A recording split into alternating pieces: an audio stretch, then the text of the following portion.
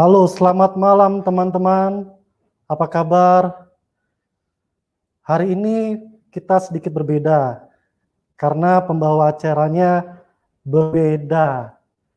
Jadi, kalau jika ada salah-salah sedikit, harap dimaklumi.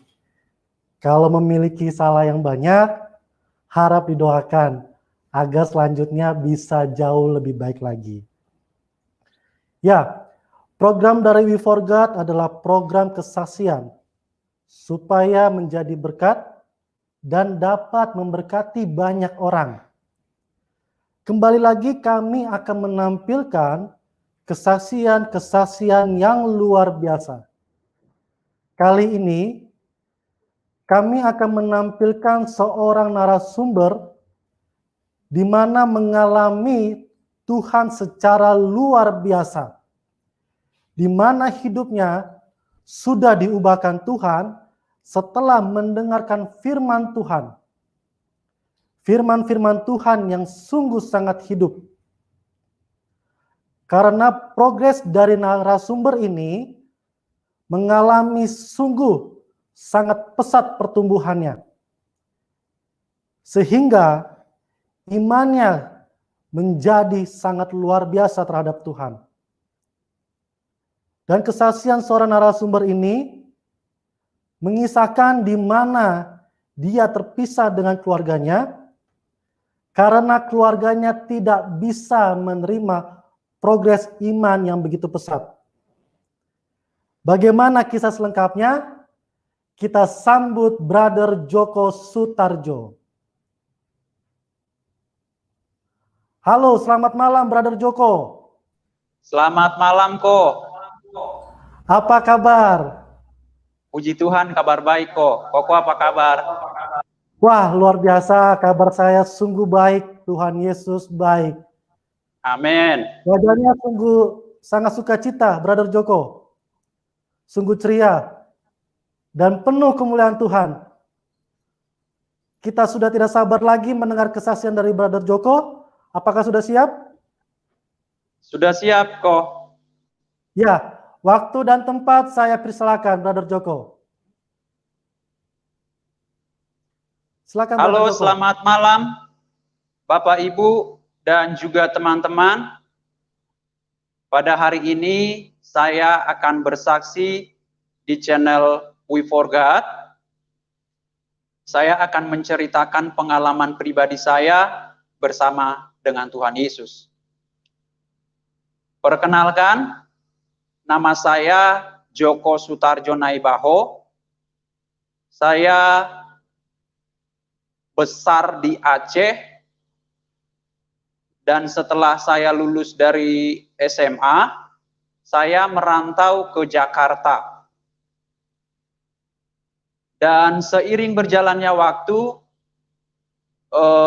ketika saya sudah sampai di Jakarta itu, saya belum mendapatkan pekerjaan, Bapak Ibu. Saya tinggal sama saudara saya yang di Jakarta. Itu kurang lebih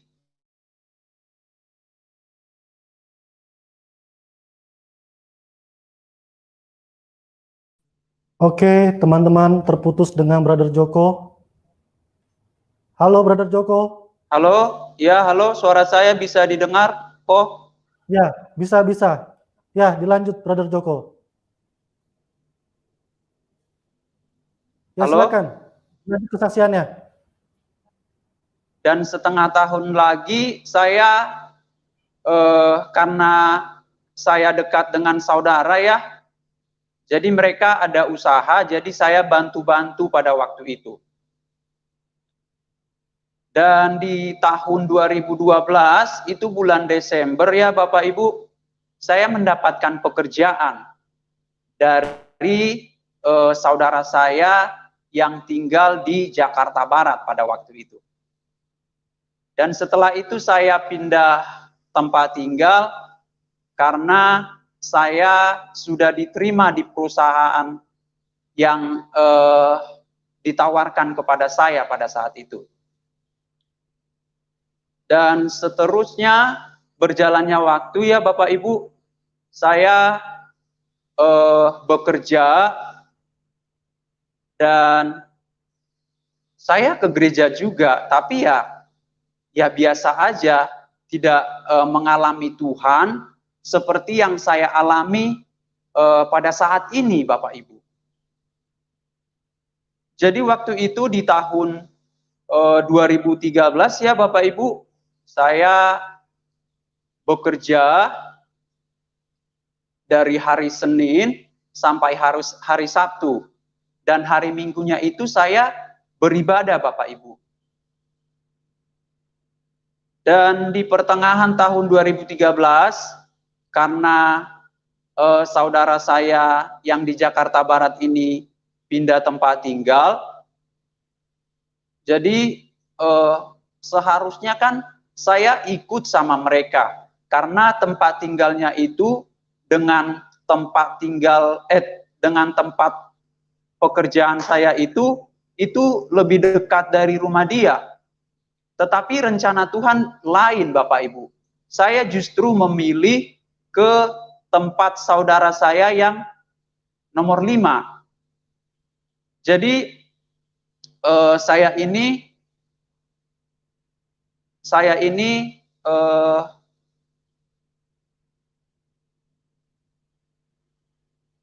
6 bersaudara ya Bapak Ibu, saya anak terakhir. Jadi waktu itu saya tinggal sama saudara saya yang di atas saya pada waktu itu. Terus berjalannya waktu ya Bapak Ibu, kita bekerja, dan di tahun 2013 itu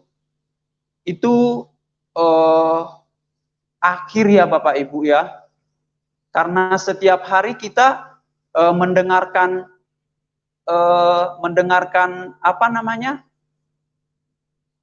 siaran radio pada waktu itu. Setiap kita pulang bekerja, kita mendengarkan siaran radio, puji-pujian, penyembahan, dan juga khotbah-khotbah para pendeta pada saat itu. Terus berjalannya waktu ya Bapak Ibu, waktu itu saya mendengarkan salah satu radio, jadi khotbahnya itu dengan tema yang dihadirkan ya Bapak Ibu, itu tentang antikristus. Nah, waktu itu khotbahnya sudah berjalan setengah jam Bapak Ibu. Sudah berjalan setengah jam, dan setengah jam kemudian saya mengikutinya. Dan terus waktu dia berbicara itu, saya di dalam hati saya ini ada sesuatu yang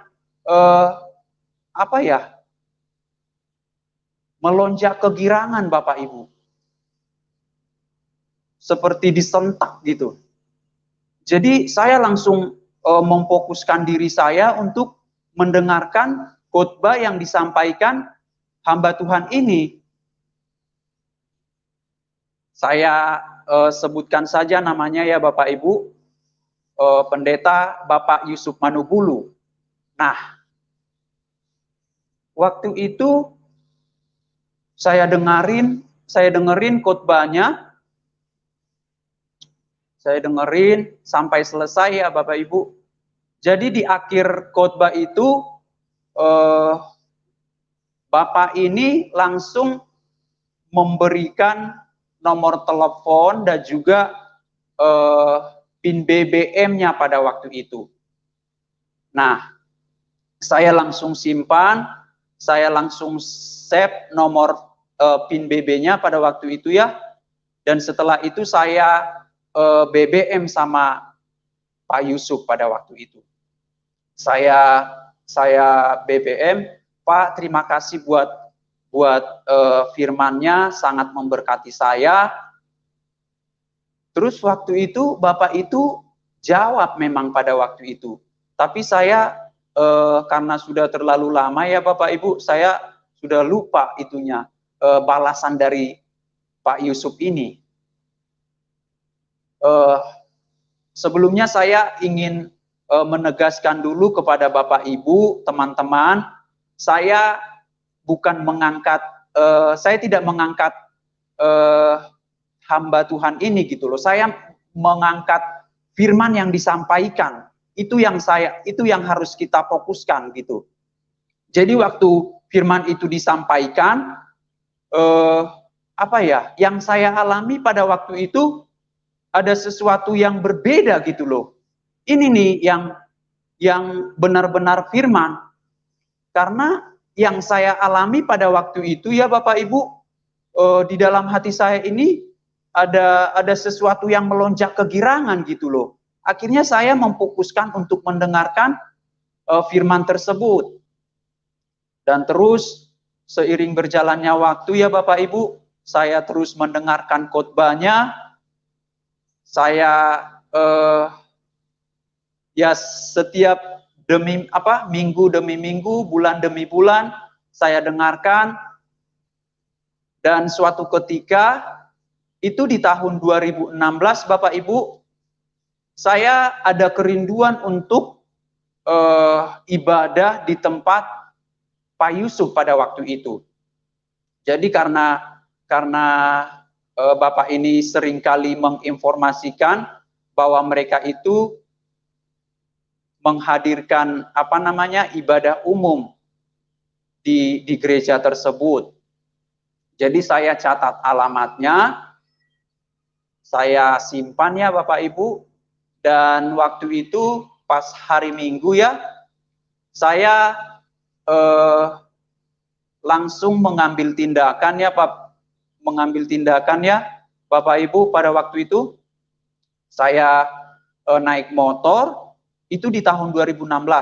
Saya naik motor, saya pergi, ternyata kerinduan saya itu tidak tercapai Bapak Ibu. Saya sangat sedih pada waktu itu, dan saya sudah berjalan ya Bapak Ibu. Jadi waktu saya berjalan itu sudah sampai di pertengahan antara tempat tinggal saya dengan lokasi di mana hamba Tuhan ini beribadah gitu loh. Dan akhirnya saya pulang, terus saya tetap beribadah pada waktu itu.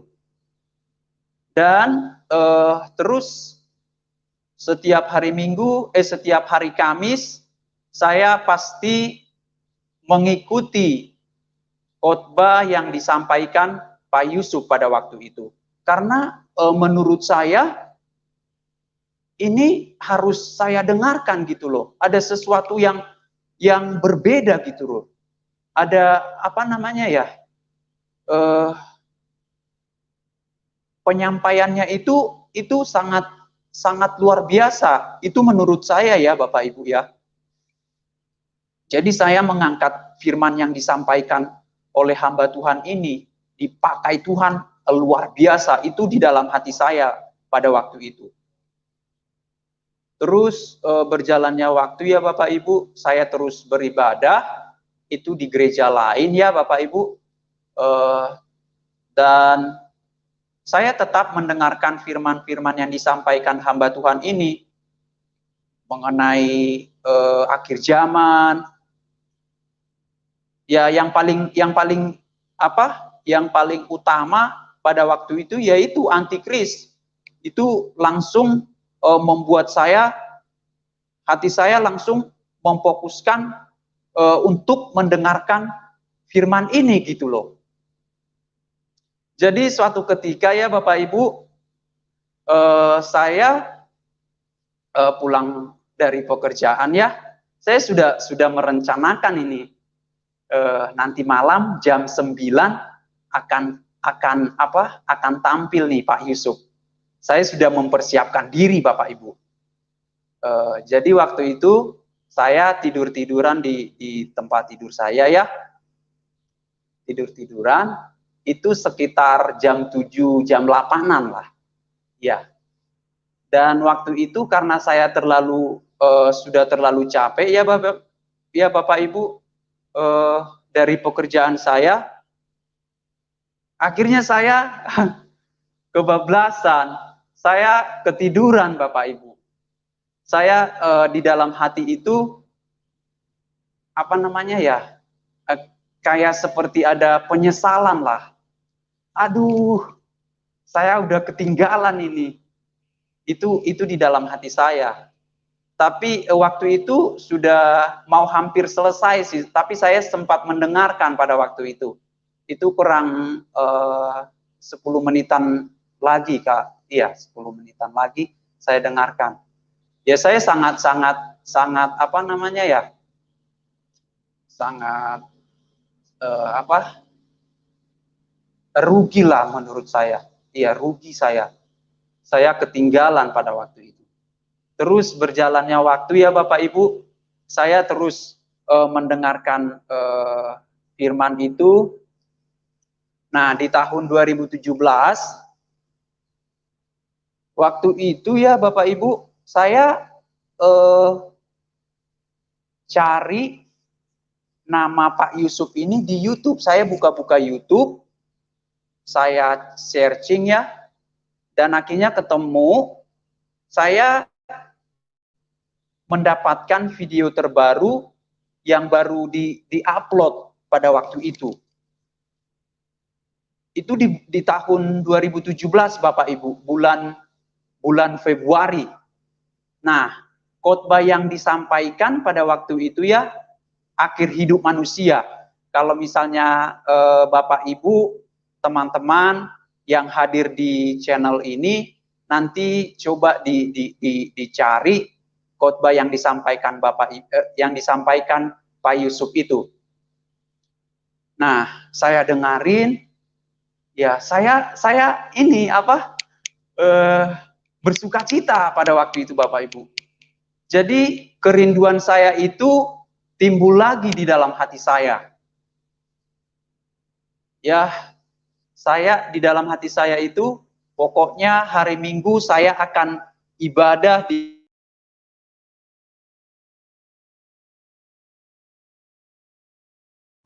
Ya, teman-teman, kita terputus Halo? dengan ya. Halo? Suara Suara saya saya jelas? Ya, jelas. Silakan Brother Joko. Dilanjutkan. Oke. Ya, mohon maaf ya, teman-teman. Ya, silakan. Jadi waktu itu ya saya belum hari Minggunya belum ketemu ya Bapak Ibu, masih di hari biasa gitu loh. Jadi saya tonton sampai selesai, dan sebelum hari Minggu Bapak Ibu, saya bermimpi. Nah, di dalam mimpi saya itu saya ada di dalam satu gedung, saya katakan sajalah gereja ya Bapak Ibu. Nah, jadi bentuk gereja ini seperti Stadion Gelora Bung Karno pada waktu itu. Itu di mimpi saya Bapak Ibu. Di mimpi saya. Jadi waktu itu bangku begitu banyak, terus jemaat juga begitu banyak yang hadir. Karena waktu itu saya pernah ke Stadion Gelora Bung Karno. Jadi di mimpi saya itu saya ada di dalam gereja itu gitu. Dan yang paling anehnya lagi Bapak Ibu, yang khotbah pada waktu itu ya Pak Yusuf ini. Saya kaget pada waktu itu.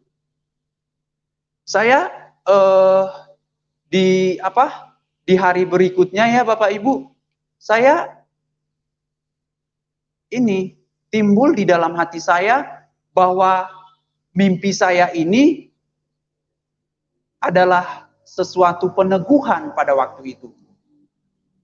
Nah, waktu itu ya Bapak Ibu, saya ada di dalam gereja itu, kita beribadah, dan setelah Pak Yusuf ini selesai khotbah, Bapak ini mengundang jemaat untuk altar call pada waktu itu. Nah, begitu Bapak ini berbicara, saya langsung tinggalkan tempat duduk saya langsung berlari ke depan.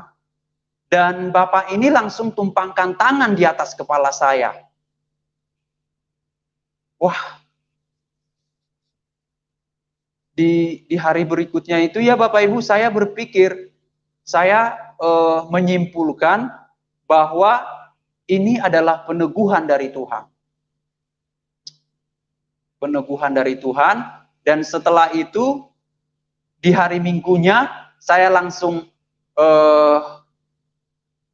mempersiapkan diri saya untuk beribadah di tempat di mana hamba Tuhan ini bergereja pada waktu itu. Jadi waktu pertama kali saya mengikuti ibadah di tempatnya Pak Yusuf ini, saya pakai Gojek pada waktu itu Bapak Ibu. Karena ini takut nggak kesampaian lagi. Jadi saya belajar dari pengalaman pada waktu itu.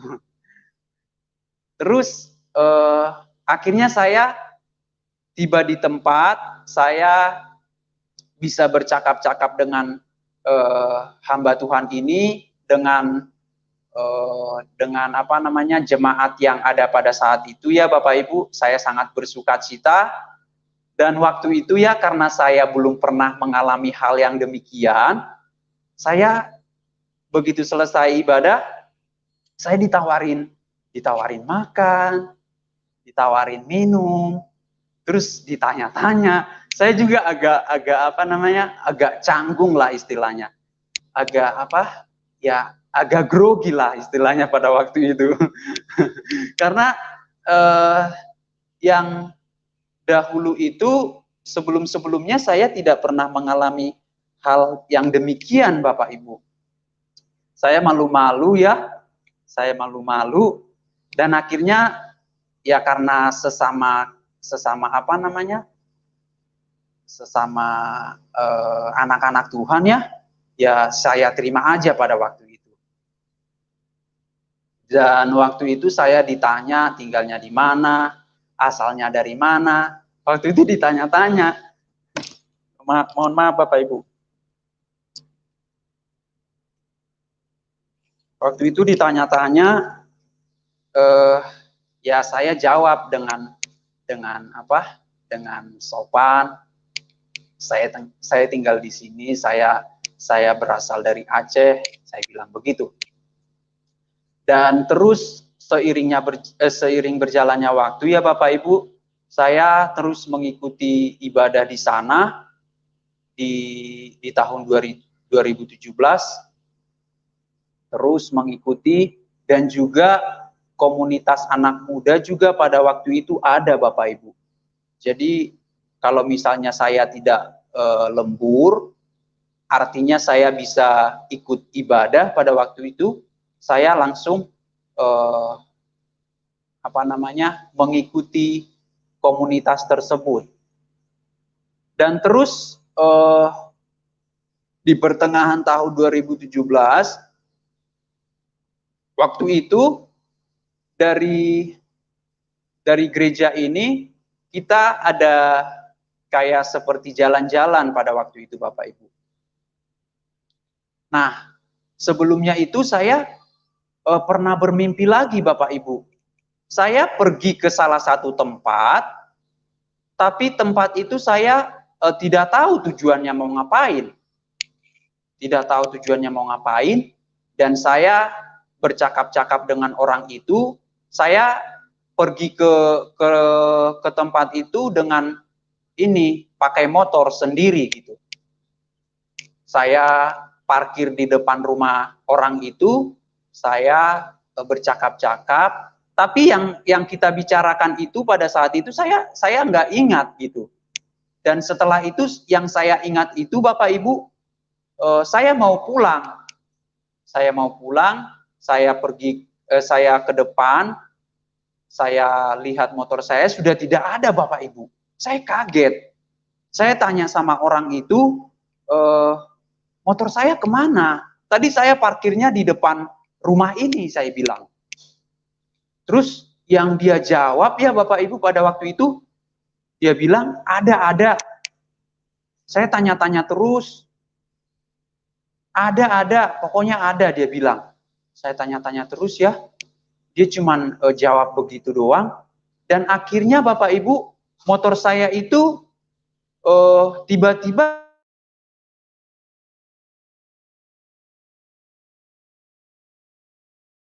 Sebentar teman-teman, terputus lagi. halo, Ya, ya, halo, suara bisa dengar suara saya? oh, Ya, halo. halo, Ya, suara silakan saya Brother bisa Joko. jelas kok? Ya, jelas, jelas. Oh iya, Ya, silakan. saya lanjutin ya. Ya, Dan waktu itu ya, saya menemukan motor saya itu sudah hancur gitu loh, tidak berbentuk motor lagi Bapak Ibu. Saya juga kaget. Kok motor saya tiba-tiba hancur sedemikian gitu loh, tidak berbentuk lagi. Nah, di dalam mimpi saya itu, saya langsung diperhadapkan dengan perempuan pada waktu itu. Dan dia langsung mengajukan satu pertanyaan, dia langsung lontarkan pertanyaan kepada saya, dia bilang begini, kamu mau nggak disalib? Nah, saya langsung jawab secara spontan, ya saya mau. Saya mau dan saya langsung sadar dari dari mimpi saya pada waktu itu. Saya masih mendiamkan mimpi ini, saya tidak langsung bercerita kepada Pak Yusuf ya pada waktu itu, dan waktu itu kita jalan-jalan ke Ancol ya pada waktu itu Bapak Ibu. Nah, di situ saya bercerita kepada Pak Yusuf pada waktu itu. Pak, saya bermimpi, saya pergi ke salah satu tempat, tapi waktu itu saya tidak tahu tujuannya mau ngapain, dan setelah itu saya diperhadapkan dengan perempuan, dia melontarkan pertanyaan kepada saya. Dia tanya, kamu mau nggak disalib? Nah, saya cerita.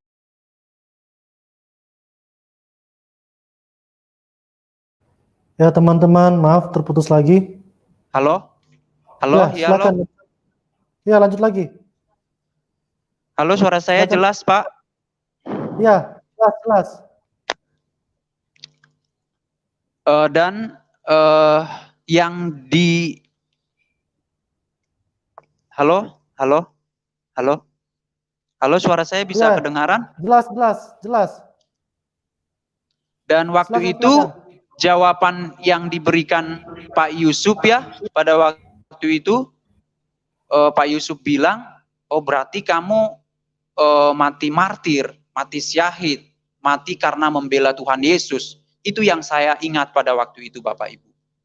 Nah, respon saya pada waktu itu karena saya belum mengerti ya Bapak Ibu.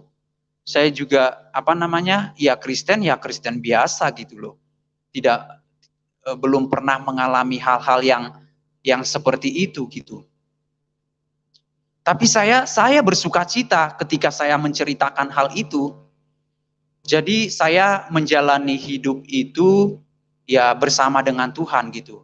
Saya yang saya tanggapi pada waktu itu, saya cuman bilang, oh begitu doang gitu. Terus berjalannya waktu ya Bapak Ibu, di tahun yang sama juga itu, kalau saya tidak lupa ya, berkisar Oktober, kalau nggak Oktober, November gitu. Kita ibadah. Nah, di dalam ibadah itu dan ada puji-pujian setelah khotbah. Jadi yang pimpin pada waktu itu Pak Yusuf. Nah, begitu selesai khotbah, kita penyembahan. Nah,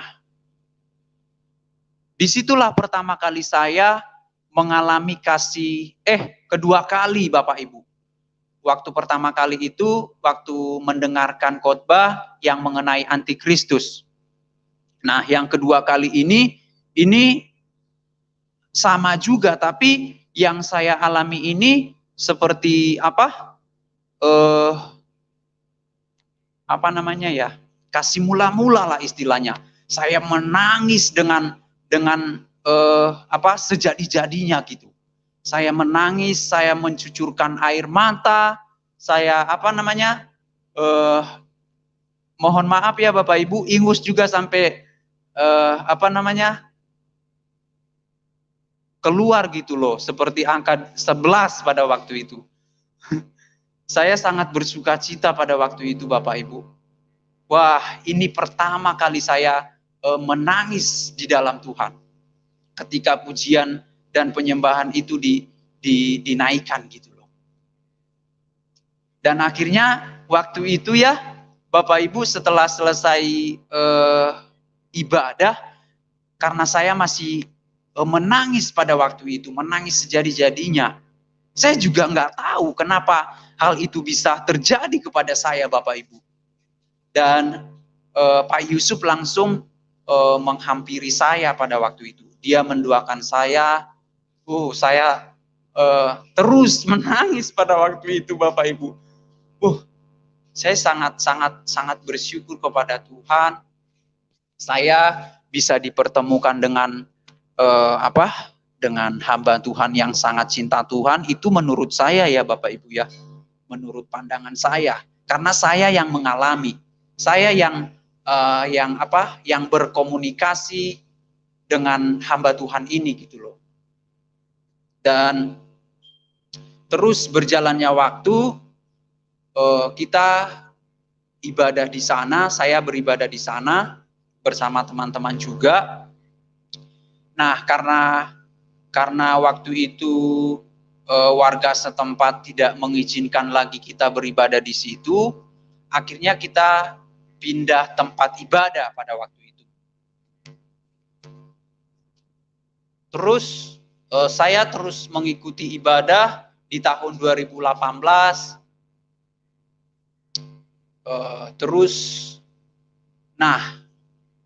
Di tahun 2018 ini Bapak Ibu, itu kalau saya ceritakan pengalaman saya ya, itu hampir setiap hari Minggu saya mengalami hal yang demikian. Saya menangis sejadi-jadinya, saya seperti tidak terkendali gitu loh. Nah, ketika pujian itu dinaikkan ya Bapak Ibu, saya seperti mau diangkat gitu loh. Itu yang saya alami. Seperti melonjak-lonjak gitu loh. Dan yang saya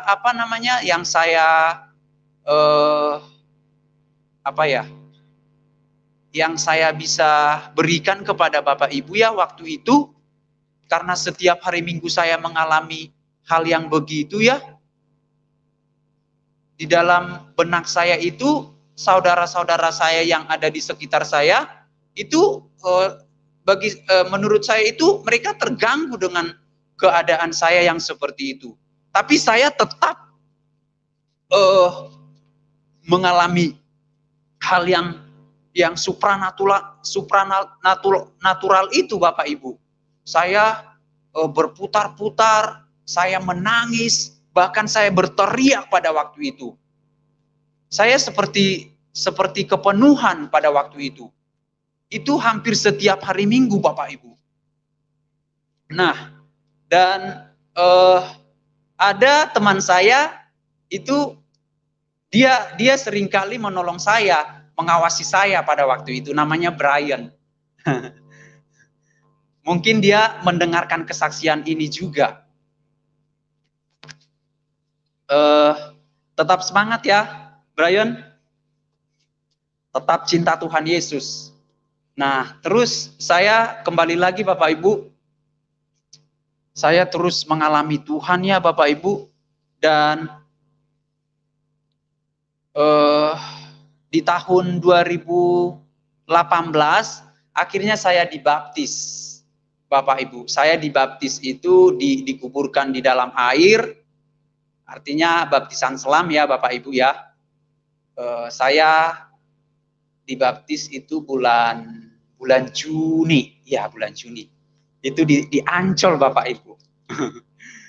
Saya dibaptis itu pada waktu itu ya malam-malam Bapak Ibu, sekitar jam 8-an ya. Ya saya sangat sukacita pada waktu itu. Saya sangat bersukacita, saya berterima kasih kepada Tuhan Yesus. Ya itulah yang saya alami Bapak Ibu. Nah, terus berjalannya waktu, karena hubungan saya dengan Pak Yusuf ini sudah sangat dekat ya. Jadi saya sudah yang saya bahasa saya ya. Mohon maaf ya Bapak Ibu. Saya menganggap dia sudah seperti seorang bapak lah istilahnya. Jadi saya menyebutkan kalau memanggil gitu ya, saya menyebutkan dia papi. Ya, karena saya hubungan saya dengan beliau itu sudah sangat dekat sekali gitu loh. Dekat sekali. Jadi dan Pak Yusuf ini juga seringkali perhatikan saya Bapak Ibu. Dia terus menanyakan kabar saya. Kalau saya pas lagi bekerja ya Bapak Ibu, saya ditanya apa kabar Joko, bagaimana pekerjaannya. Ya saya seringkali diperhatikan seperti itu. Saya belum pernah hubungan saya dengan hamba Tuhan seperti ini gitu loh. Begitu dekatnya gitu. Selama saya hidup dari kecil sampai sebelum saya bertemu dengan hamba Tuhan ini. Ya, hubungan kita terus baik, terus terus beribadah di sana bersama-sama. Dan waktu itu karena saya sudah sangat dekat ya Bapak Ibu ya, saya seringkali tidur di dalam gereja pada waktu itu. Nah, di dalam gereja, waktu itu ya Bapak Ibu, saya tidur di dalam gereja itu, saya berdoa ya Bapak Ibu ya, saya penyembahan. Nah, setelah saya penyembahan, seingat saya belum lama itu tidurnya.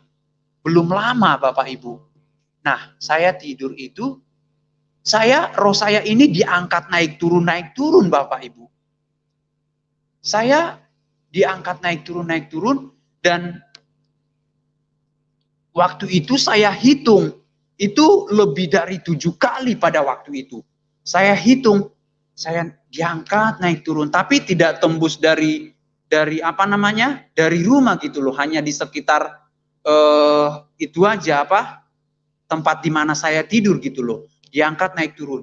Saya hitung pada waktu itu lebih dari 7 kali Bapak Ibu. Saya juga ini kagum gitu loh, kenapa mimpi seperti ini bisa hadir di dalam hidup saya.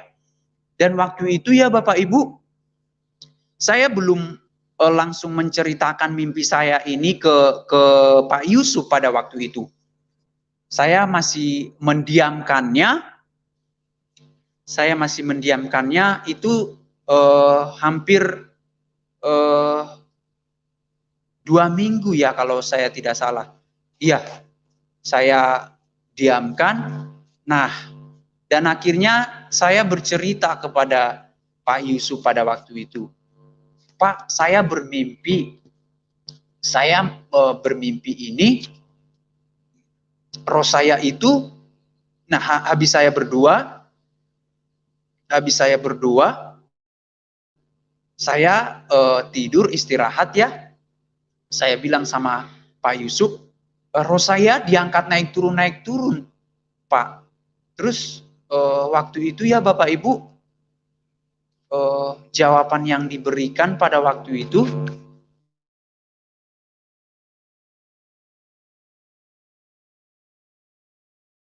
Ya, teman-teman, sampaikan. mohon bersabar.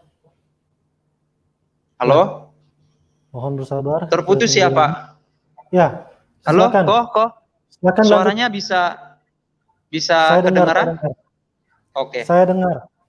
Oke, dilanjutkan. Ya. Dan waktu itu yang saya kesimpulan yang saya ambil dari Pak Yusuf pada waktu itu, ya saya berjalan aja gitu loh, berjalan bersama Tuhan.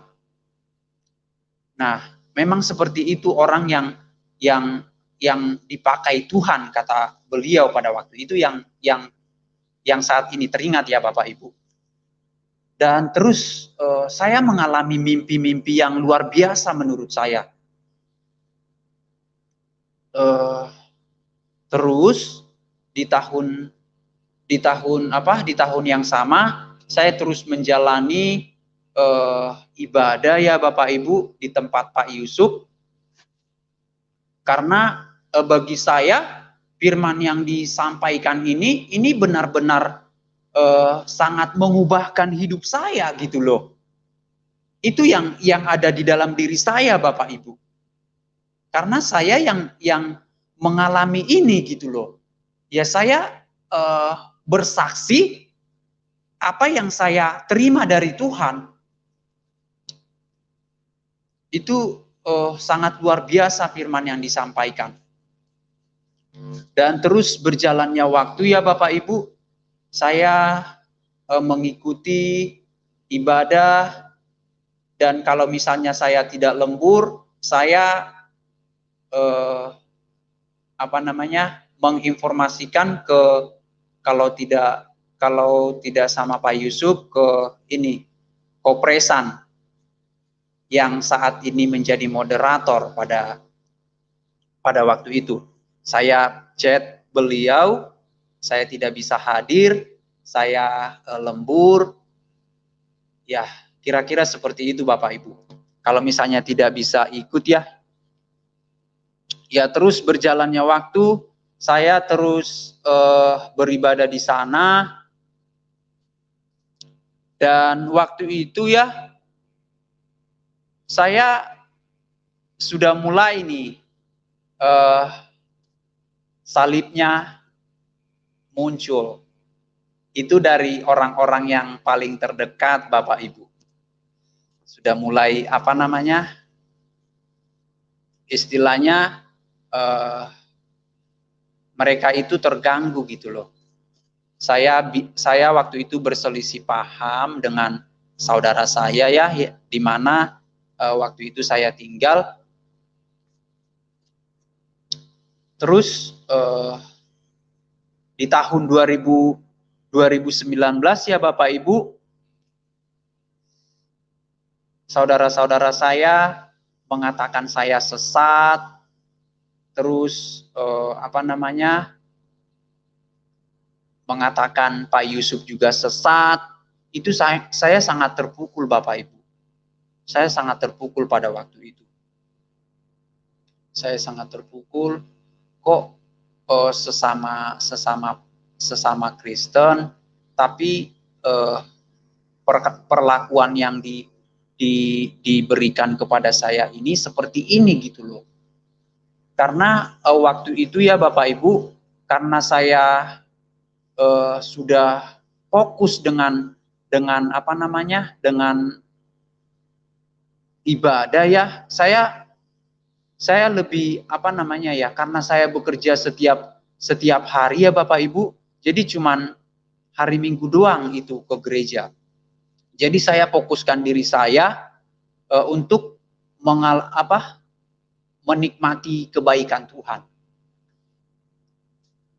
Nah, pada waktu itu ya Bapak Ibu, hubungan saya dengan keluarga itu memang sedikit ada berjarak pada waktu itu, karena saudara-saudara saya yang di Jakarta Timur pada waktu itu ya, mereka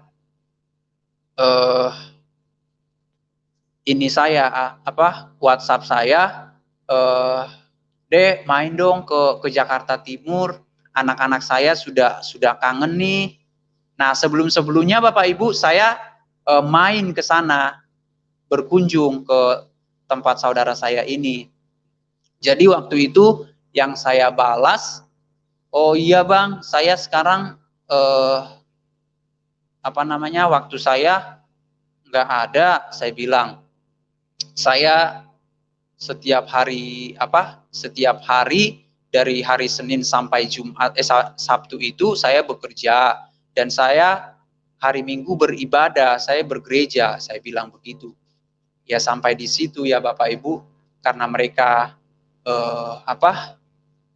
melihat saya seperti hubungan saya dengan mereka itu berkurang ya. Jadi mereka ini mengatakan saya sesat, terus ajarannya juga sesat. Mereka menjustifikasi saya seperti itu gitu. Terus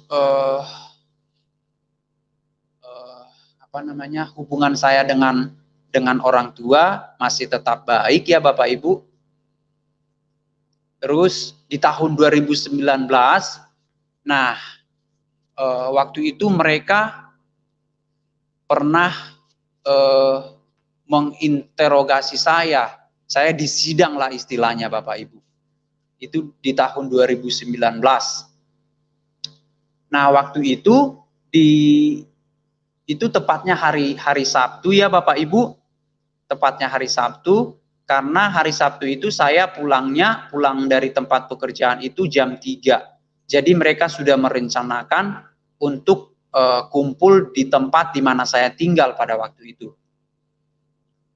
Dan ketika saya balik, saya tiba di rumah, mereka sudah kumpul. Nah, waktu itu mereka langsung bertanya kepada saya, kamu kenapa sih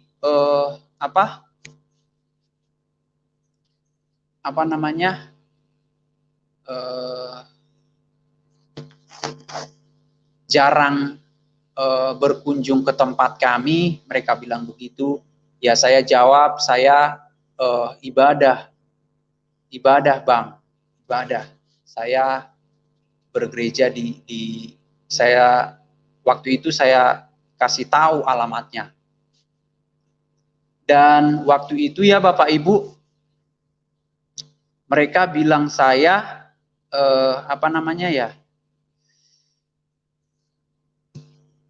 oh iya, abang saya yang nomor 2 ini mengatakan saya, melarang saya untuk ibadah di sini, di tempatnya Pak Yusuf. Dia bilang, kamu ibadahnya ke sana itu emang nggak membutuhkan waktu yang banyak, dia bilang begitu. Iya, memang jauh Bang, tapi saya digerakkan Tuhan itu ya beribadah di sana gitu loh. Itu jawaban saya. Emang di sini kamu nggak ada ibadah? Kan dari rumah ke gereja itu dekat, dia bilang begitu. Terus kalau misalnya kamu tidak beribadah di tempat kami, ya carilah gereja di tempat sekitar sini yang sesuai dengan doktrin yang kamu terima di sana, dia bilang begitu. Dan yang saya jawab pada waktu itu, Roh Kudus menuntun saya ke sana. Saya bilang begitu. Saya tidak digerakkan Tuhan untuk ibadah di sini. Saya bilang begitu ya Bapak Ibu. Nah, terus mereka tanya-tanya terus dan waktu itu ya Bapak Ibu, saudara saya yang nomor 1, saya mengalami saya dipukul waktu itu, mata saya yang sebelah kanan itu dipukul. Nah, pikiran saya itu pukulannya itu menurut saya itu sudah berdarah pada waktu itu mata saya karena sakit ya Bapak Ibu, memar-memar pada waktu itu. Saya dipukul karena saya tidak mengikuti apa yang mereka berikan gitu loh. Karena yang mengalami Tuhan kan saya. Jadi ya saya diarahkan Tuhan untuk ibadah di sana pada waktu itu. Saya jawabnya begitu ke saudara-saudara saya. Dan saya dipukul, saya dikata-katain ini apa namanya? Kata-kata kotor.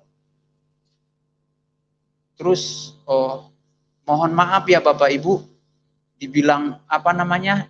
Dibilang apa? Apa ya bahasanya waktu itu? Apa ya? Apa? Bentar ya Bapak Ibu, saya coba ingat-ingat. Ya istilahnya ya kata-kata yang tidak enak lah. Dibilang otaknya keblinger, ya semacam seperti itu. Terus dikata-katain, mohon maaf ya Bapak Ibu, dikatain tolol, itu seringkali itu dilontarkan kepada saya. Saya sedih ya Bapak Ibu. Mereka juga ibadah, tapi kok kelakuannya seperti itu gitu. Ya saya tidak mempersoalkan hal itu, saya memaafkan. Pada waktu itu yang saya ingat itu terus kasih Tuhan Bapak Ibu.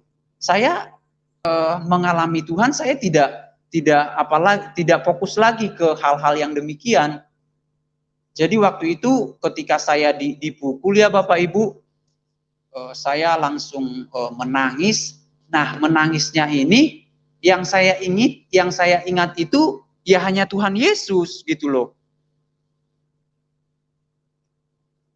Yang saya ingat itu hanya Tuhan Yesus, dan akhirnya saya tinggalkan mereka, saya pergi ke kamar, ya saya berdoa pada waktu itu, berdoa, menyembah ya Bapak Ibu. Dan abang saya yang nomor 1 ini bilang, dia mengancam saya Bapak Ibu.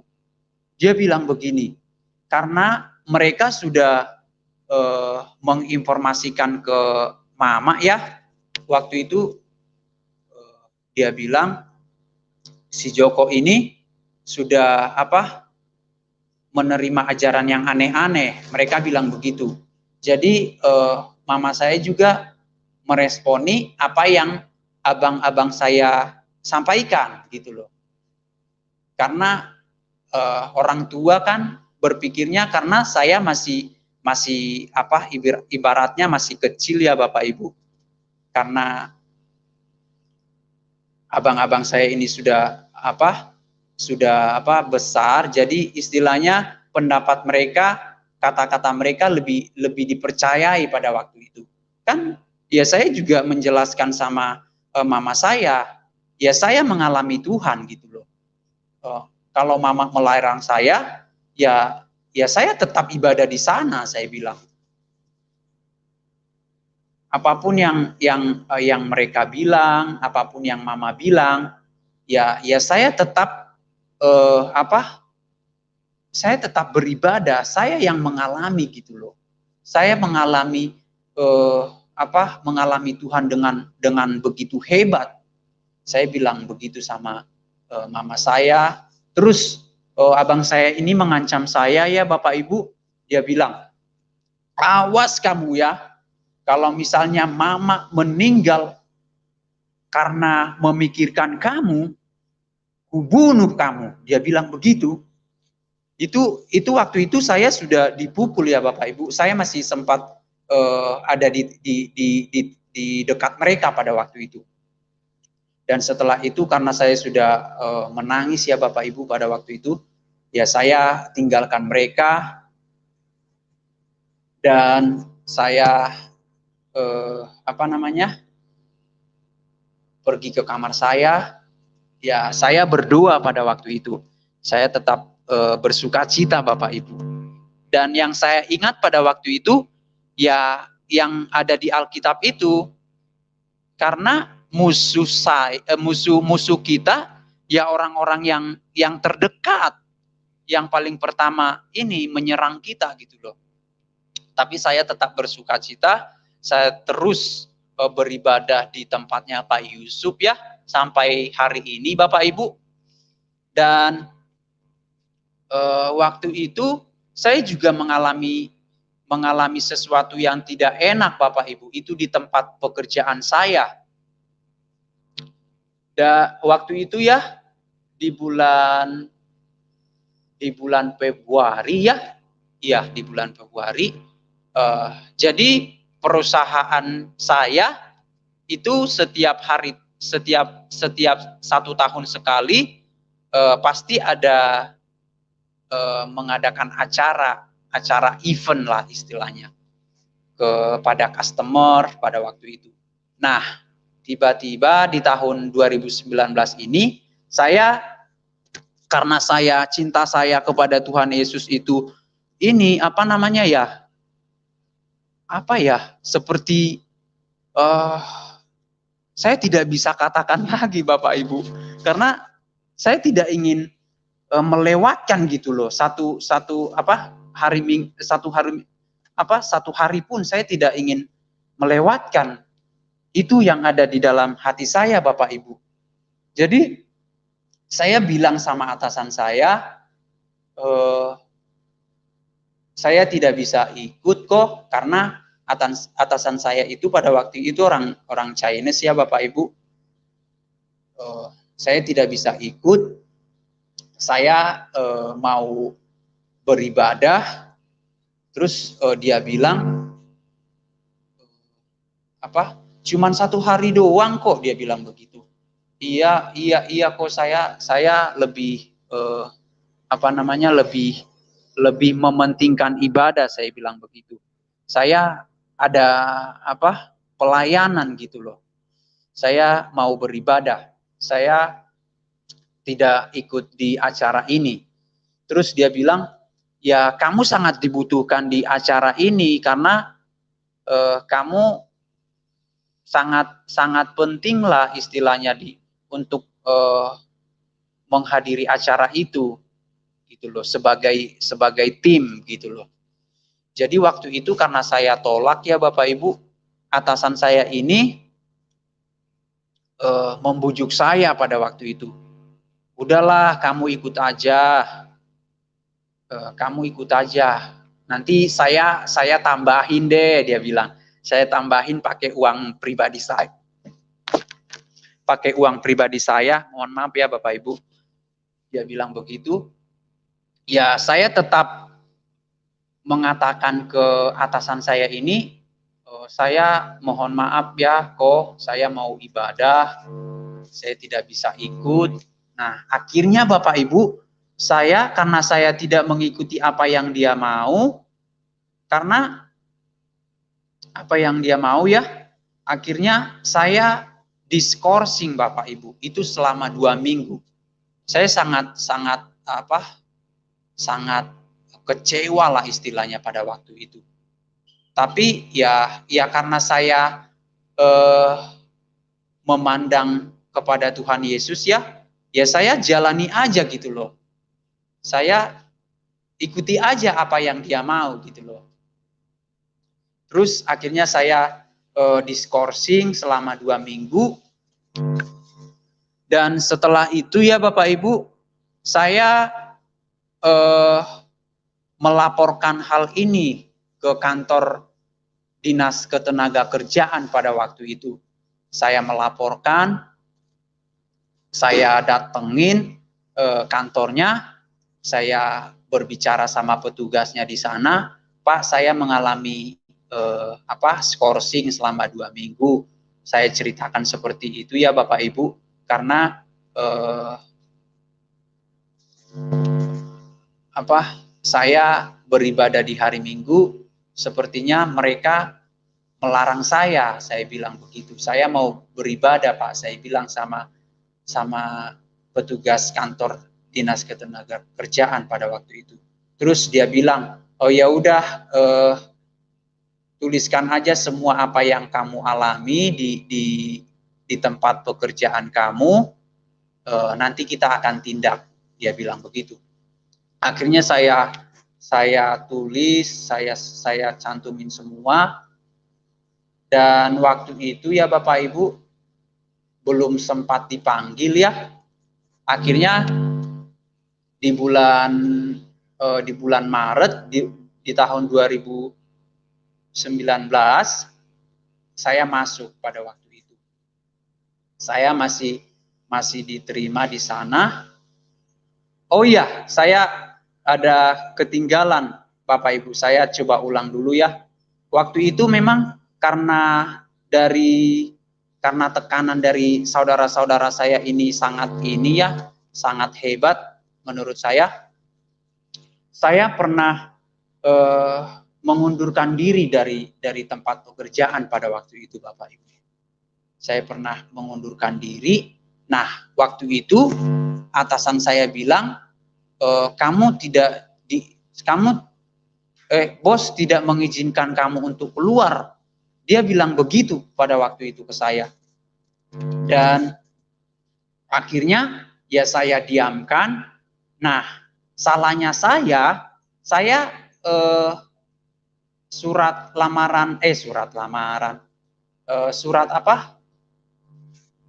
pengunduran diri saya itu saya taruh di meja saya Bapak Ibu. Saya taruh di meja saya dan saya lupa untuk membuang ataupun membawa pulang ke rumah saya pada waktu itu. Dan setelah saya diskorsing itu, karena itu kan skorsingnya cukup lama ya Bapak Ibu, 2 minggu. Nah, karena ada orang baru, ya orang baru ini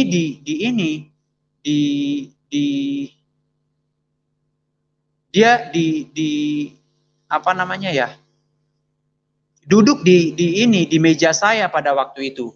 Karena waktu itu saya tidak masuk ya di skorsing.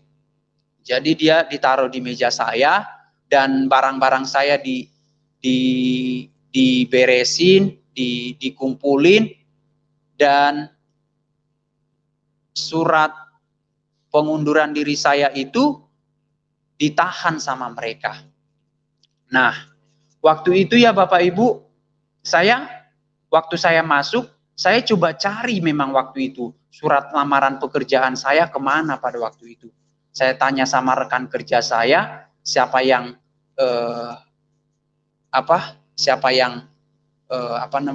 beres-beresin ya. Ya saya tanya begitu. Dia bilang Pak Andre dia bilang. Terus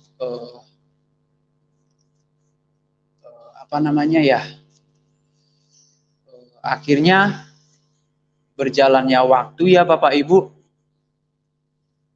itu di bulan 3, karena saya waktu itu pernah tidak masuk ya Bapak Ibu selama kalau saya tidak salah 3 hari apa 4 hari lah ya. Waktu itu saya tidak masuk ini memang karena sakit Bapak Ibu, dan itu tidak termasuk hitungan dari skorsingan itu gitu loh.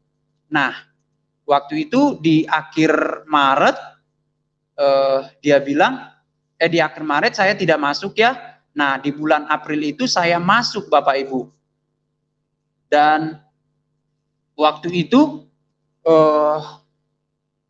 atasan saya ini menginformasikan ke security pada waktu itu, kalau misalnya Joko datang, jangan biarkan dia masuk ke dalam gudang pada waktu itu. Dia bilang. Terus saya datang, terus saya ditahan Bapak Ibu sama security ini. Saya bilang, saya ditahan, Bapak tidak diizinkan masuk.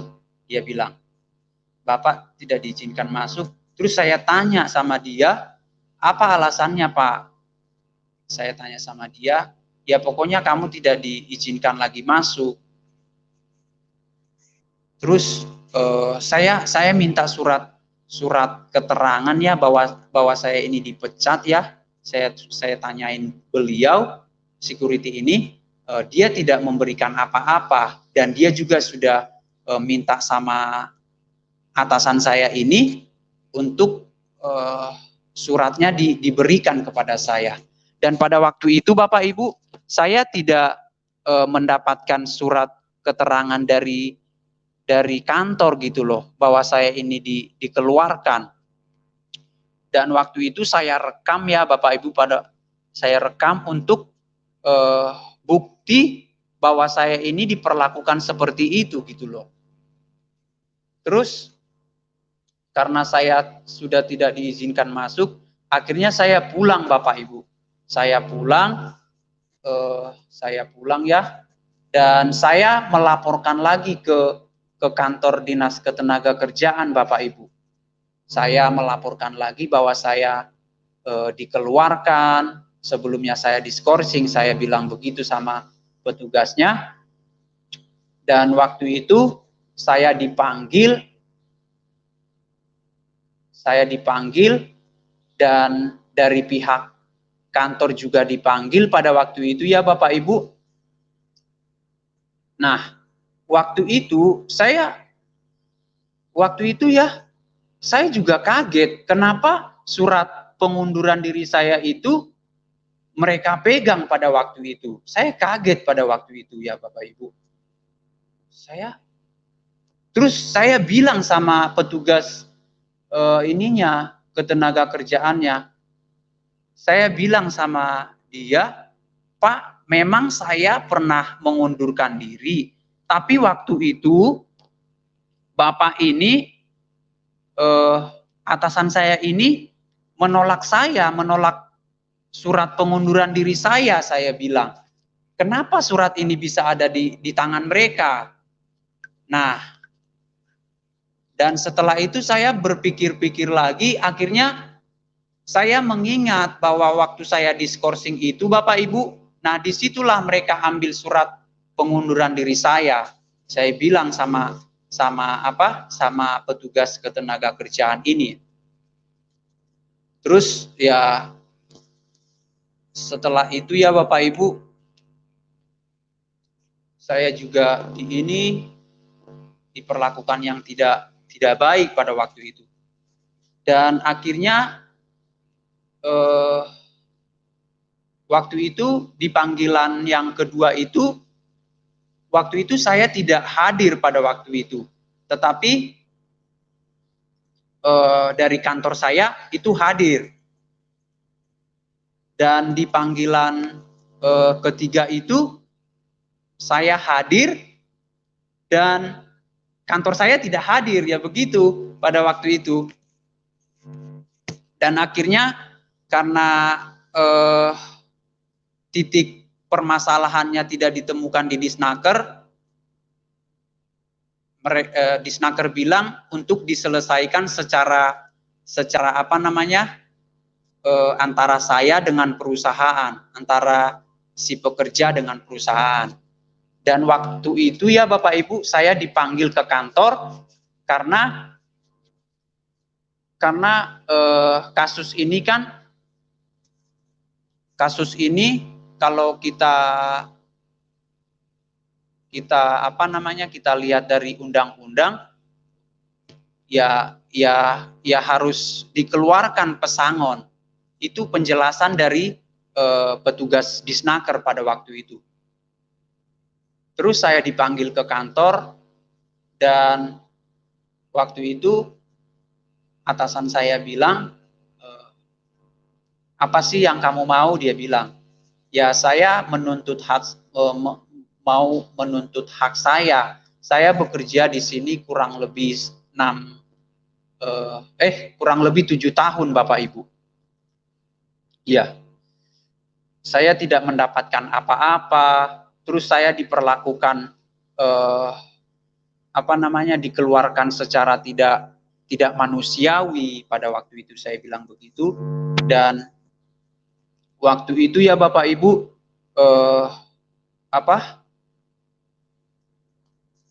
akhirnya saya tidak terima apa yang mereka mau gitu loh. Akhirnya saya pulang pada waktu itu. Dan saya di dalam hati saya untuk menaikkan ini ke pengadilan pada waktu itu. Dan waktu itu ya Bapak Ibu, karena keuangan saya tidak cukup ya, karena membutuhkan biaya pada waktu itu, akhirnya saya tahan sampai sekarang gitu loh. Saya tahan dan karena berhubung di tahun 2019 juga ada COVID, ya sampai hari ini saya tahan itu perkara saya tidak mengurusnya Bapak Ibu. Ya demikian kesaksian yang saya berikan. Kore, halo? Ya, Brother Joko. Halo? Ya, saya dengar. Ya, saya menambahin sedikit lagi ya, Boleh. Yang menjadi doa saya, kesaksian ini menjadi berkat buat saudara-saudara, menguatkan, ya kita jangan memfokuskan diri kepada hal-hal yang tidak penting.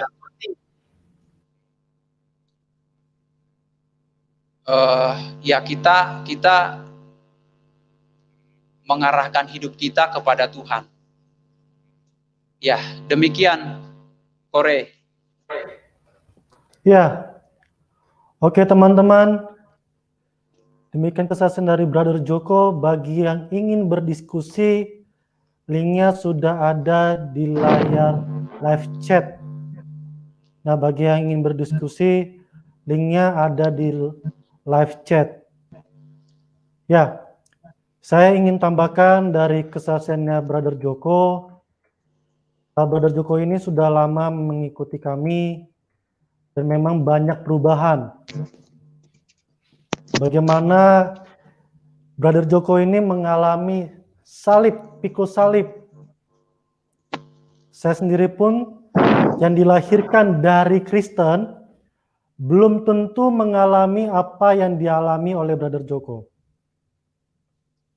Ini bukan masalah dari pindah gereja.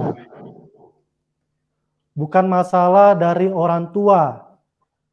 Tapi bagaimana Brother Joko ingin bertumbuh di dalam imannya. Bukan dari orang-orang tertentu, tapi Brother Joko ini ingin bertumbuh imannya. Sehingga banyak sekali tantangan, rintangan yang harus dilewati. Saya sendiri pun belum pernah mengalami apa yang dialami oleh Brother Joko. Sampai-sampai kalau tidak salah, sampai tidak dianggap ya sama keluarga ya? Atau bagaimana Brother Joko? Iya. Saya sepertinya karena saya tidak mengikuti apa yang mereka mau ya saya dibiarkan aja gitu loh. Kalau secara dibilang dibuang sih enggak ya. Mereka tidak mengutarakan kata-kata seperti itu, tapi reaksinya aja gitu loh. Itu kok. Jadi sekarang hubungan dengan keluarga bagaimana? Hubungan dengan saudara saya memang sampai saat ini masih berjarak ya. Karena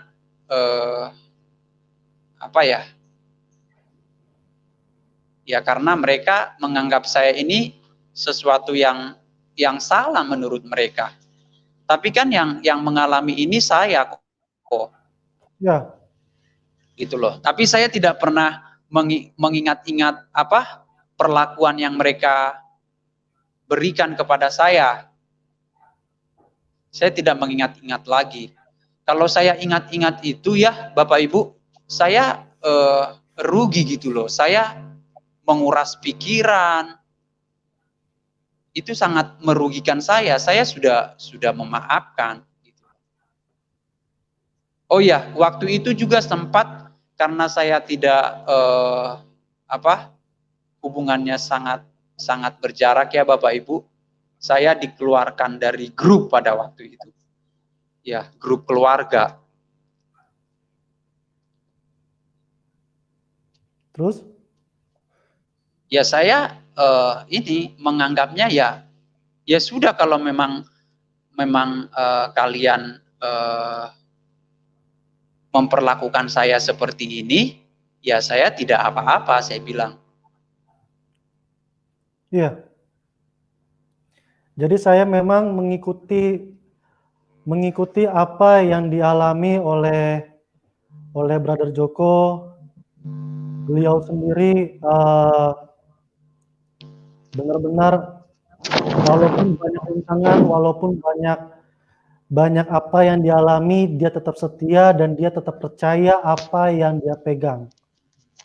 Amin. Sampai-sampai dia juga kalau tidak salah diberhentikan kerja ya.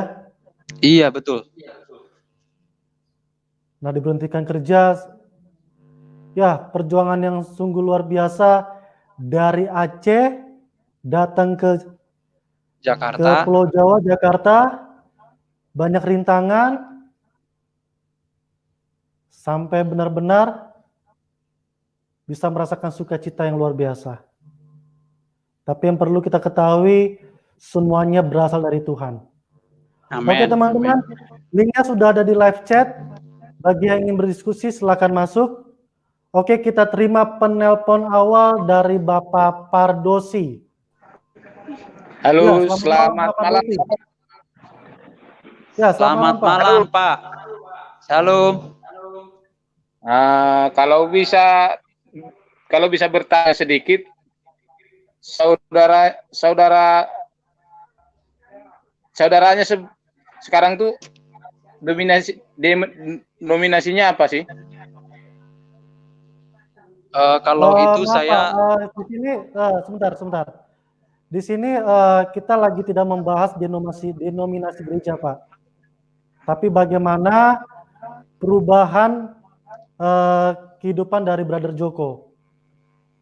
Maksud saya begini, kok sebegitunya gitu maksud saya. Biasanya Sebegitunya kan bagaimana, Pak? Maksud saya kan kok bisa sebegitunya, kok sama-sama Kristen kok ada diskriminasi. Denominasinya itu yang sekeras apa itu maksud itu yang mau saya pertanyakan. Jadi begini, apa yang diterima oleh Brother Joko, pemahaman tentang firman Tuhan di dalam kekristenan dia lebih naik. Jadi mungkin ada pemahaman-pemahaman yang keluarganya tidak bisa terima. Bukan masalah doktrinnya, tapi pemahaman tentang firman. Jadi Joko mengalami suatu yang signifikan dalam progresnya, itu yang mungkin keluarganya tidak bisa terima. Oh iya. Jadi begini aja, Le. Halo? Ya, Le. Jadi pelan-pelan. Jadi memang di dalam perubahan itu harus pelan-pelan menjalankannya. Ya memang mungkin bisa dikatakan saudaranya yang selama ini kan ya Kristen biasa lah, Kristen keturunan kan. Ya. Nah, mungkin sekarang tuh Joko tuh bersama Pak Yusuf maaf dulu, entah karismatik entah aliran apalah, ya kan, dia lebih aktif, lebih fokus dia kepada penyembahan apa segala macam tuh. Jadi mungkin orang itu merasa karena mau bercerita tentang kehidupan keimanan yang sekarang, ya kan, orang itu merasa asing, ya kan, orang itu merasa asing, akhirnya dibilang sesat gini-gini. Jadi maksud saya ya menceritakannya ya jangan langsung frontal gitu, pelan-pelan biar bisa diterima. Tapi oke lah, itu mungkin sudah berlalu, tapi ya namanya nanti kedepannya ya sesuai teladan hidup lah itu nanti akhirnya kan bisa juga terima nanti saudara-saudaranya.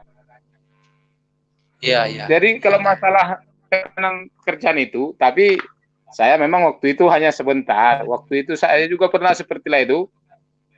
Saya bekerja di salah satu borongan bikin jembatan, Ya. ya kan?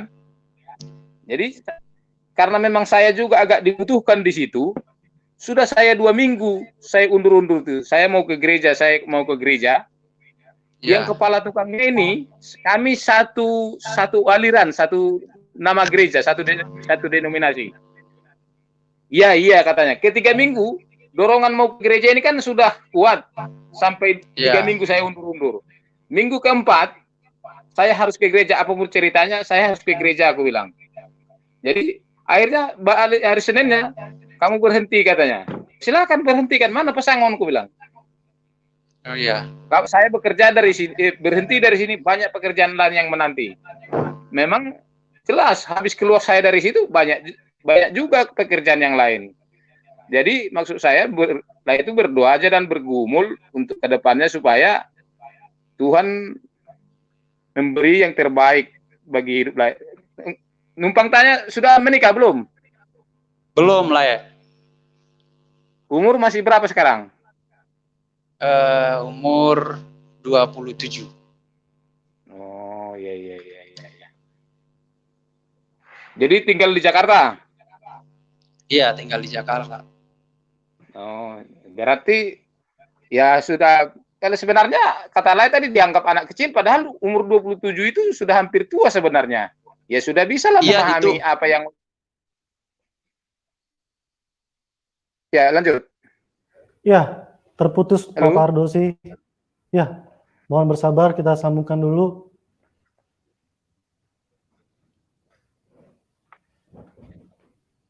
Ya, mohon bersabar teman-teman. Ya, bagi yang ingin bergabung diskusi, linknya ada di live chat. Oke, kita tunggu Brother Joko untuk masuk. Jadi bagaimana perjuangan Brother Joko mengikut Tuhan, itulah salibnya dia.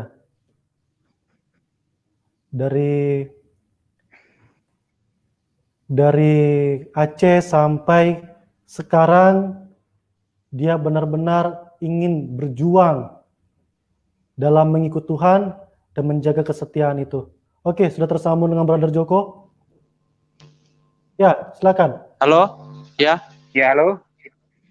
Ya, sebenarnya kata lain tadi kan dianggap masih anak kecil, padahal umur 27 itu kan sudah cukup dewasa, malah sudah hampir tua sebenarnya.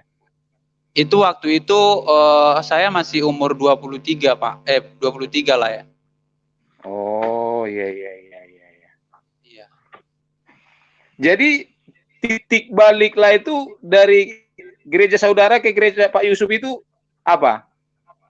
Bagaimana caranya? Itu Apa yang membuat... karena yang saya alami itu. Saya kan waktu itu pertama kali mendengarkan khotbah yang disampaikan itu kan di tahun 2013. Itu di radio.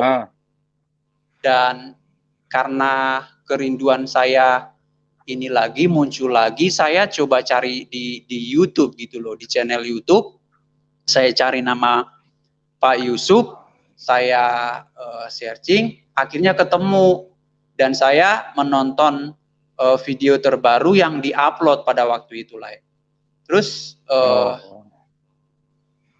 sebelum hari Minggunya, karena saya sudah merencanakan di dalam hati saya, pokoknya hari Minggu saya akan ibadah di sana. Nah, sebelum hari Minggu, saya di dalam mimpi saya ini, saya beribadah di dalam satu gedung.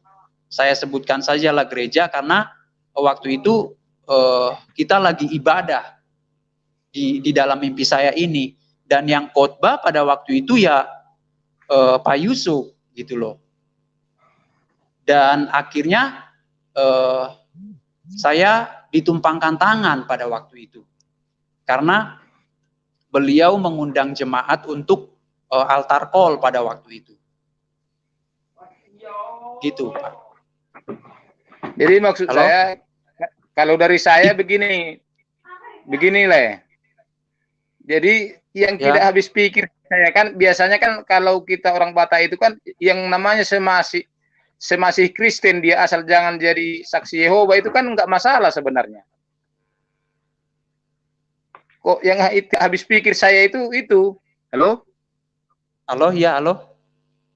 Ya itu biasanya kan kalau kita orang Batak itu yang namanya yang masih dalam lingkup Kristen apapun itu ya tidak begitu anti sebenarnya asal jangan saksi Jehovah. Kok bisa begitu? Tapi intinya maksud saya begini. Ya sebenarnya kan di mana iman itu bertumbuh ya di situ. Ya namanya daripada keluar bilang aja sama nanti saudara-saudara itu, saya di situ yang bertumbuh iman. Apakah saya lebih baik? Mana lebih baik saya di gereja Pak Yusuf? Coba Anda bayangkan, seandainya saya menjadi ateis atau yang lebih buruk lagi, kan itu. Ini biasanya kan pola pikir kita kan di situ. Selagi dia masih Kristen kan tidak anti sebenarnya. Ya di situ tadi makanya saya bilang denominasi siapa sih? Kok nggak habis pikir saya? Biasanya kan pola pikir orang Batak itu kan di situ. Asal semasih dalam ruang lingkup Kristen, dalam tanda kutip tidak saksi Jehovah, tidak ada masalah sebenarnya. Yang gereja satu itu aja yang dimasalahkan sebenarnya. Tapi ya namanya ya itulah perjuangan hidup lah ya untuk memikul salib. Jadi semoga lah bisa nanti menjadi teladan melalui hidup lah. Begitulah dari saya. Terima kasih. Ya, terima kasih. Oke, Pak Pardosi, terima kasih Pak. Tuhan berkati. Ya, terima kasih. Amin. Amin, amin. Oke, kita lanjut ke Pak Nenggolan. Selamat malam Pak Nenggolan. Oke, selamat malam. Ya, Selamat silakan, malam, Pak. Ini langsung sama narasumber ya. Ya, silakan. Baik, baik. Nah, tadi kamu bilang sudah memaafkan keluargamu, termasuk kakak, adikmu, ibumu. Menurutmu apa kesalahan mereka sama Anda? Kok kamu bisa memaafkan mereka? Ya, karena saya mengikuti ibadah, kan mereka memperlakukan saya ini saya dipukul gitu loh. Oh gitu. Halo? Ya, saya dengar. Jadi gini loh. Jadi orang mempersepsinya lucu. Kalau orang tuamu memukul kamu itu benar atau salah? Mungkin kalau kita di dalam berbuat apapun, kalau kita salah, tentu ada itu pukulannya. Mungkin bukan karena kamu masuk ke gereja dipukul, mungkin dari hal yang lain, tapi kamu memberitakannya dengan salah gitu loh. Nah, jadi kalau seperti ini ceritanya, akhirnya kita bisa menerima bahwa keluarga Anda itu salah untuk Anda gitu loh. Iya, Pak.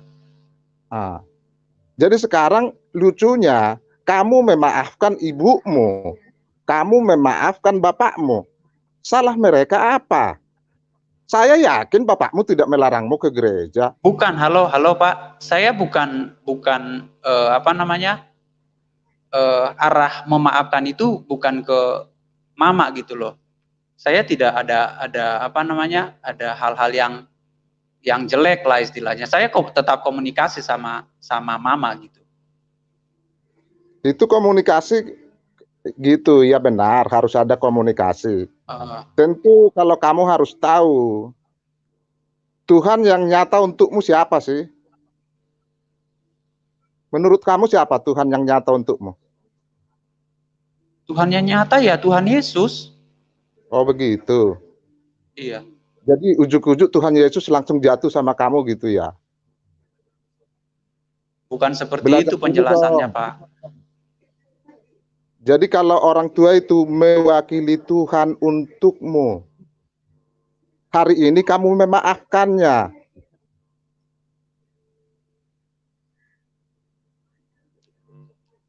Halo? Ya.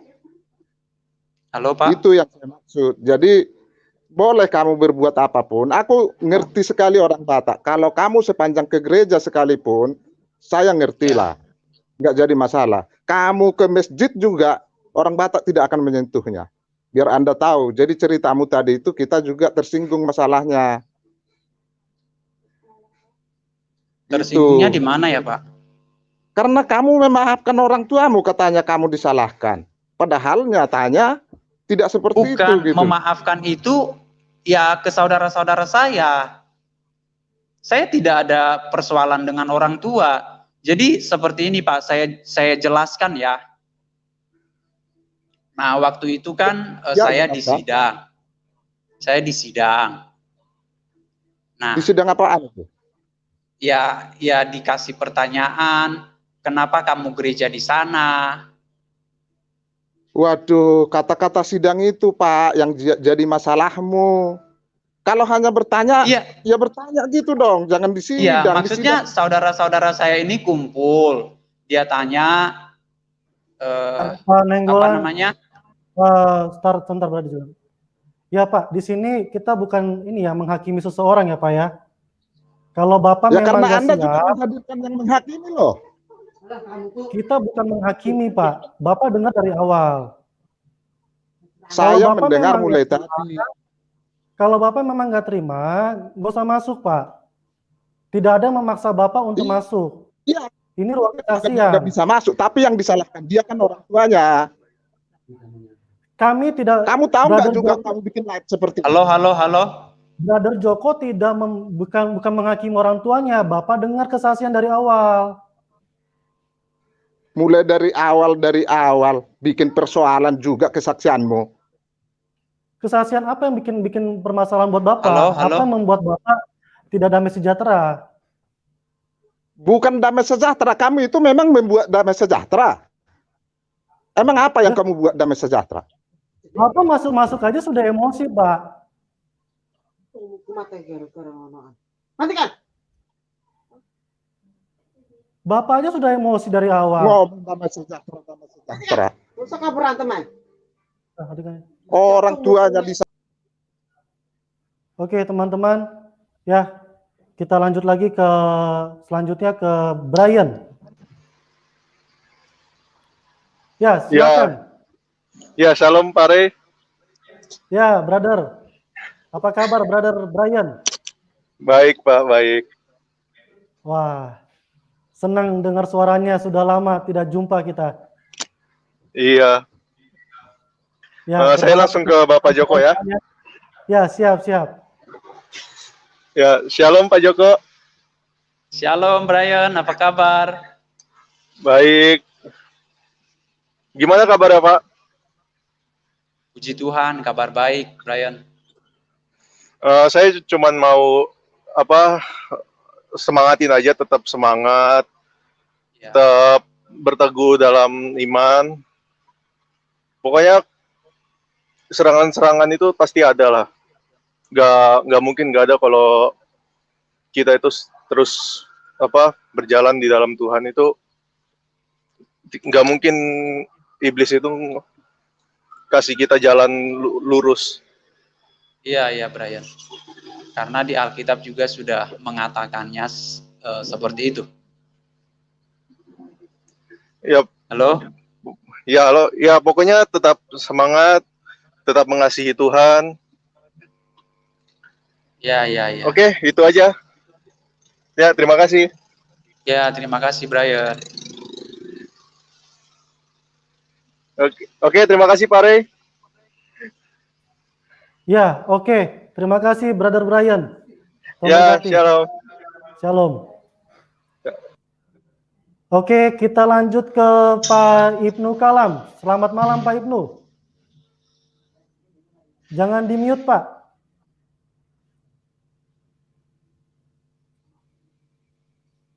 Halo, Pak Ibnu.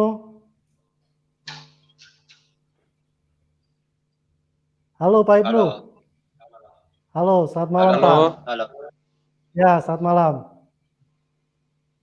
Suara saya didengar. Suaranya deketin mic, Pak. Apa suara saya didengar? Ya, jelas. Oh iya. Nggak usah pakai headset. Iya, nggak apa-apa. Silakan Pak Ibnu. Saya langsung ke narasumber. Ya. Sejak lahir memang sudah Kristen Pak ya? Sudah Pak Ibnu. Oh iya. Tapi sudah bisa membedakan pengajar-pengajar sesat dengan yang tidak sesat itu. Sudah pelajari masalah yang begitu. Sudah Pak. Ya, syukurlah.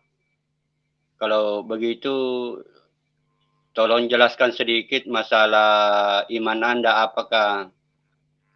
Bagaimana pendapat Anda tentang Yesus itu dengan kaitannya dengan Bapa? Tuhan Yesus itu dengan Bapa itu sama Pak Ibnu. Itu kalau menurut Anda ya? Ya. Iya. Ya, silakan lanjut. Halo? Ya. Iya, Tuhan Yesus itu sama dengan Bapa itu sama Pak. Oh iya. Jadi kalau Roh Kudus? Ya itu sama juga. Karena Oh ya. Halo? Ya. Lanjut. Silakan. Bapa, Tuhan Yesus dan Roh Kudus itu cuman yang membedakan itu fungsinya aja, Pak.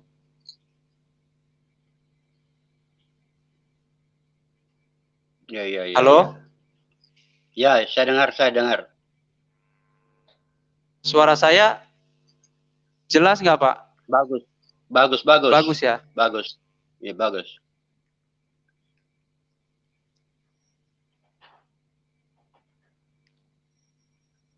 Apalagi yang mau ditanya, Pak? Tapi tidak pernah mendengar misalnya masalah tarian itu. Pernah mendengarkan masalah itu? Belum pernah, Pak. Oh, enggak belajar ke situ ya, seperti di Gracia Pelo itu. Enggak. Belum pernah mendengar itu, Pak. Iya. Ya. Kalau menurut saya sebaiknya dibandingkan antara pendapat pendeta yang satu dengan yang lain supaya bisa lebih mantap lagi imannya itu. Kalau menurut saya. Tapi kalau tidak mau pusing ya. Ya.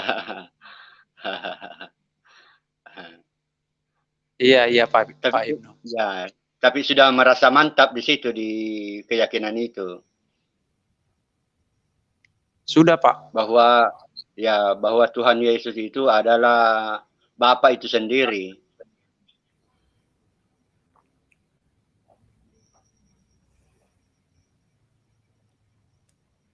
Ya, Pak Ibnu. Ya. Saya rasa itu saja Pak. Bapak pendeta ini, pastor ini siapa namanya Pak? Ini baru saya masuk di channel ini. Oh gitu. Saya Ray Pak. Ray, mukanya kayak Pak Yusuf Manebulu. Ya. Saya juniornya Pak. Oh iya. Ya, selamat malam sudah. Saya selamat yang malam. suka telepon Bapak. Oh iya. Ya Pak Ibnu. Ya, selamat malam. Tetap semangat ya Pak. Ya, tetap semangat. Ya, terus memberkati Pak. Ya, amin. Oke. Amin. Kita lanjut ke penelpon selanjutnya. Ya, selamat malam, Kasih Karunia. Ya, selamat malam Pak. Ya, selamat malam Ibu Kasih. Silakan Ibu. Ya, saya cuma ingin memberikan terima kasih kepada Bang Joko. Semangat. Iya Bu. Kesaksiannya sangat memberkati saudara-saudara seiman. Iya Bu, ya. Memang Anda sedang dipakai Roh Kudus ya, Bang Joko ya. Jadi nggak apa-apalah kalau ada 1 atau 2 orang yang nggak suka, yang mencaci, biarkanlah itu angin lewat aja ya Mas Joko. Tapi yang lain merasa diberkati kok Mas. Jadi udahlah nggak apa-apa, tenang aja gitu. Pokoknya yang penting kan kita dipakai Roh Kudus ya, yang lainnya Iya, iya. ya yang Terima komentar kasih ya, Bu, negatif ya. ya, komentar negatif biarin aja lah. Ada memang sebagian orang yang memiliki roh Farisi yang suka menghakimi orang lain. Nah itu sayang itu di antara kita. Ya udah cuman gitu aja deh Mas Joko. Ya, ya. Pokoknya terus Ya. semangat. Ya yang penting Ya, kita pasti Bu. mengalami Terima kehadiran kasih. Tuhan. Ya. Oke, terima kasih Ibu Kasih. Tuhan berkati ya Bu. Sama-sama. Yo. Oke, kita lanjut ke Pak Boas Sinaga. Selamat malam Pak Boas. Baik, selamat malam. Ya, selamat malam Pak. Silakan Pak Boas. Sebelum saya lanjut, mungkin saya tanya dulu ya narasumbernya. Ya. Mas Joko ini tadinya dari denominasi Protestan ya? Kita lagi tidak membahas denominasi, Pak. Kita lagi membahas kesaksian. Ya, oke, baik. Kalau memang tidak mau menjawab itu, tetapi apa namanya yang saya tangkap itu, koreksi kalau saya salah,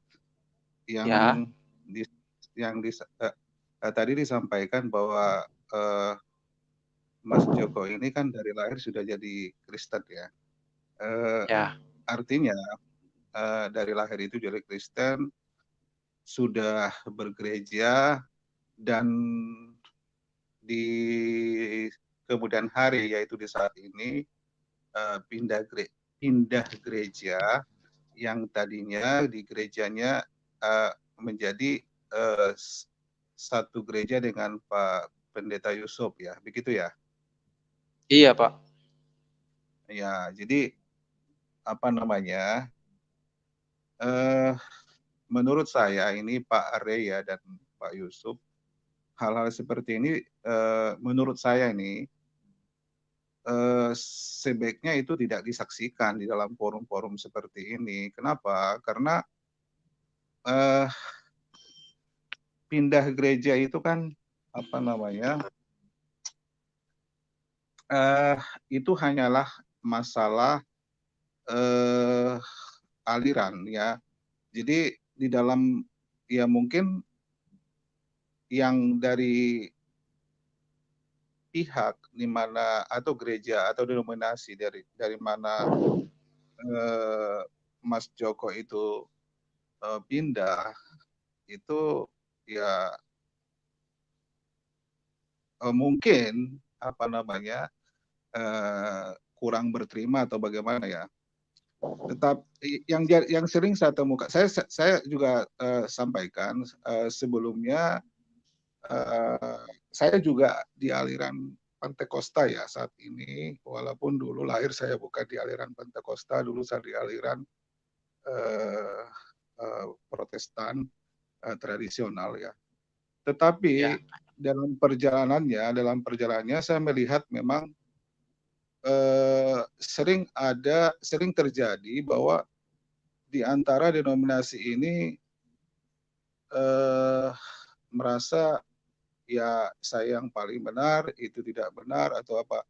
Nah, tetapi saya melihat ini sebenarnya tidak tepat ya. Sepanjang semua denominasi itu menggunakan Alkitab sebagai dasar dan Yesus sebagai Tuhan, itu semuanya benar. Jadi apa namanya, kita tidak boleh seolah-olah bahwa yang aliran inilah yang benar, aliran itu tidak benar, gitu ya. Jadi itu mungkin yang terjadi, keluarganya tidak berterima, oh tadinya dari gereja ini kok pindah ke gereja sana, gitu. Itu menurut pendapat saya. Ya, jadi alangkah baiknya untuk ke depan hal-hal seperti ini tidak perlu disaksikan di sini. Ya, persoalan pindah gereja itu gitu. Kenapa? Karena itu tidak baik bagi hubungan antar gereja, apalagi Joko tadi menyebutkan kan pindah ke gereja Pak Yusuf begitu menurut saya. Jadi ini masukan ya untuk di acara-acara selanjutnya. Ini yang kedua kali saya lihat bahwa memang kesaksiannya kurang pas ya. Umumnya itu menurut saya luar biasa, tetapi ini yang kedua kali menurut pendapat saya tidak tepat dan tidak seyogyanya ini disaksikan di channel ini hal-hal yang seperti ini. Saya pikir itu aja atau mau ditanggapi barangkali. Oh, ada Pak. Sedikit saya tanggapin ya. Halo Pak. Ya. Kita bersaksi ini untuk menyatakan pengalaman pribadi sih sebenarnya. Itu yang menjadi fokus kita. Gitu loh. Kita tidak melihat dari doktrin. Ya, kan kita tidak lagi membahas doktrin. Pengalaman pindah gereja kan itu kan. Ya. Jadi gini Pak Boas, saya mau tambahkan. Jadi Brother Joko ini dari awal tidak membahas tentang gereja, pendeta atau pelayanan apapun. Tapi Joko ini membahas bagaimana dia akan mendengar suatu pertumbuhan, suatu khotbah pada waktu di radio. Bukan masalah dia pindah gereja, bukan masalah dia pindah pendeta, tapi pada waktu itu dia tidak sengaja Brother Joko ini mendengar radio. Jadi dia mengalami suatu perubahan, bukan masalah gerejanya Pak Boas. Jadi saya mau meluruskan, ini dia mendengar khotbahnya Pak Yusuf pada waktu di radio. Kami juga pun tidak memaksa dia untuk ke sini. Gitu. Karena masih banyak gereja-gereja yang diberkati. Iya, baik Pak Rey. Yang saya maksud bukan seperti itu. Iya. Itu jadi menurut pemahaman saya Pak ya, saya tidak ada latar belakang teologi yang tidak ada ya. Menurut pemahaman saya adalah bisa berubahkan perubahan sikap. Ya karakter. Tadi saya nggak dengar itu, atau mungkin dia disembuhkan oleh Tuhan, atau dia diselamatkan dari kecelakaan, atau dia mendapatkan barangkali berkat-berkat jasmani dan rohani dan lain sebagainya sesuai dengan perjalanan imamnya. Tetapi tadi kan tidak ada, dia hanya tidak ada disampaikan, atau saya yang tidak melihat, yang disaksikannya ya terutama dia mendengar khotbah itu dan kemudian beribadah di gereja Pak Yusuf, kan begitu menurut Jadi gini Pak Boas, saya tambahkan lagi, ini hidup ini kan ada roh ada daging. Ini bukan masalah dagingnya, tapi masalah rohnya yang disembuhkan.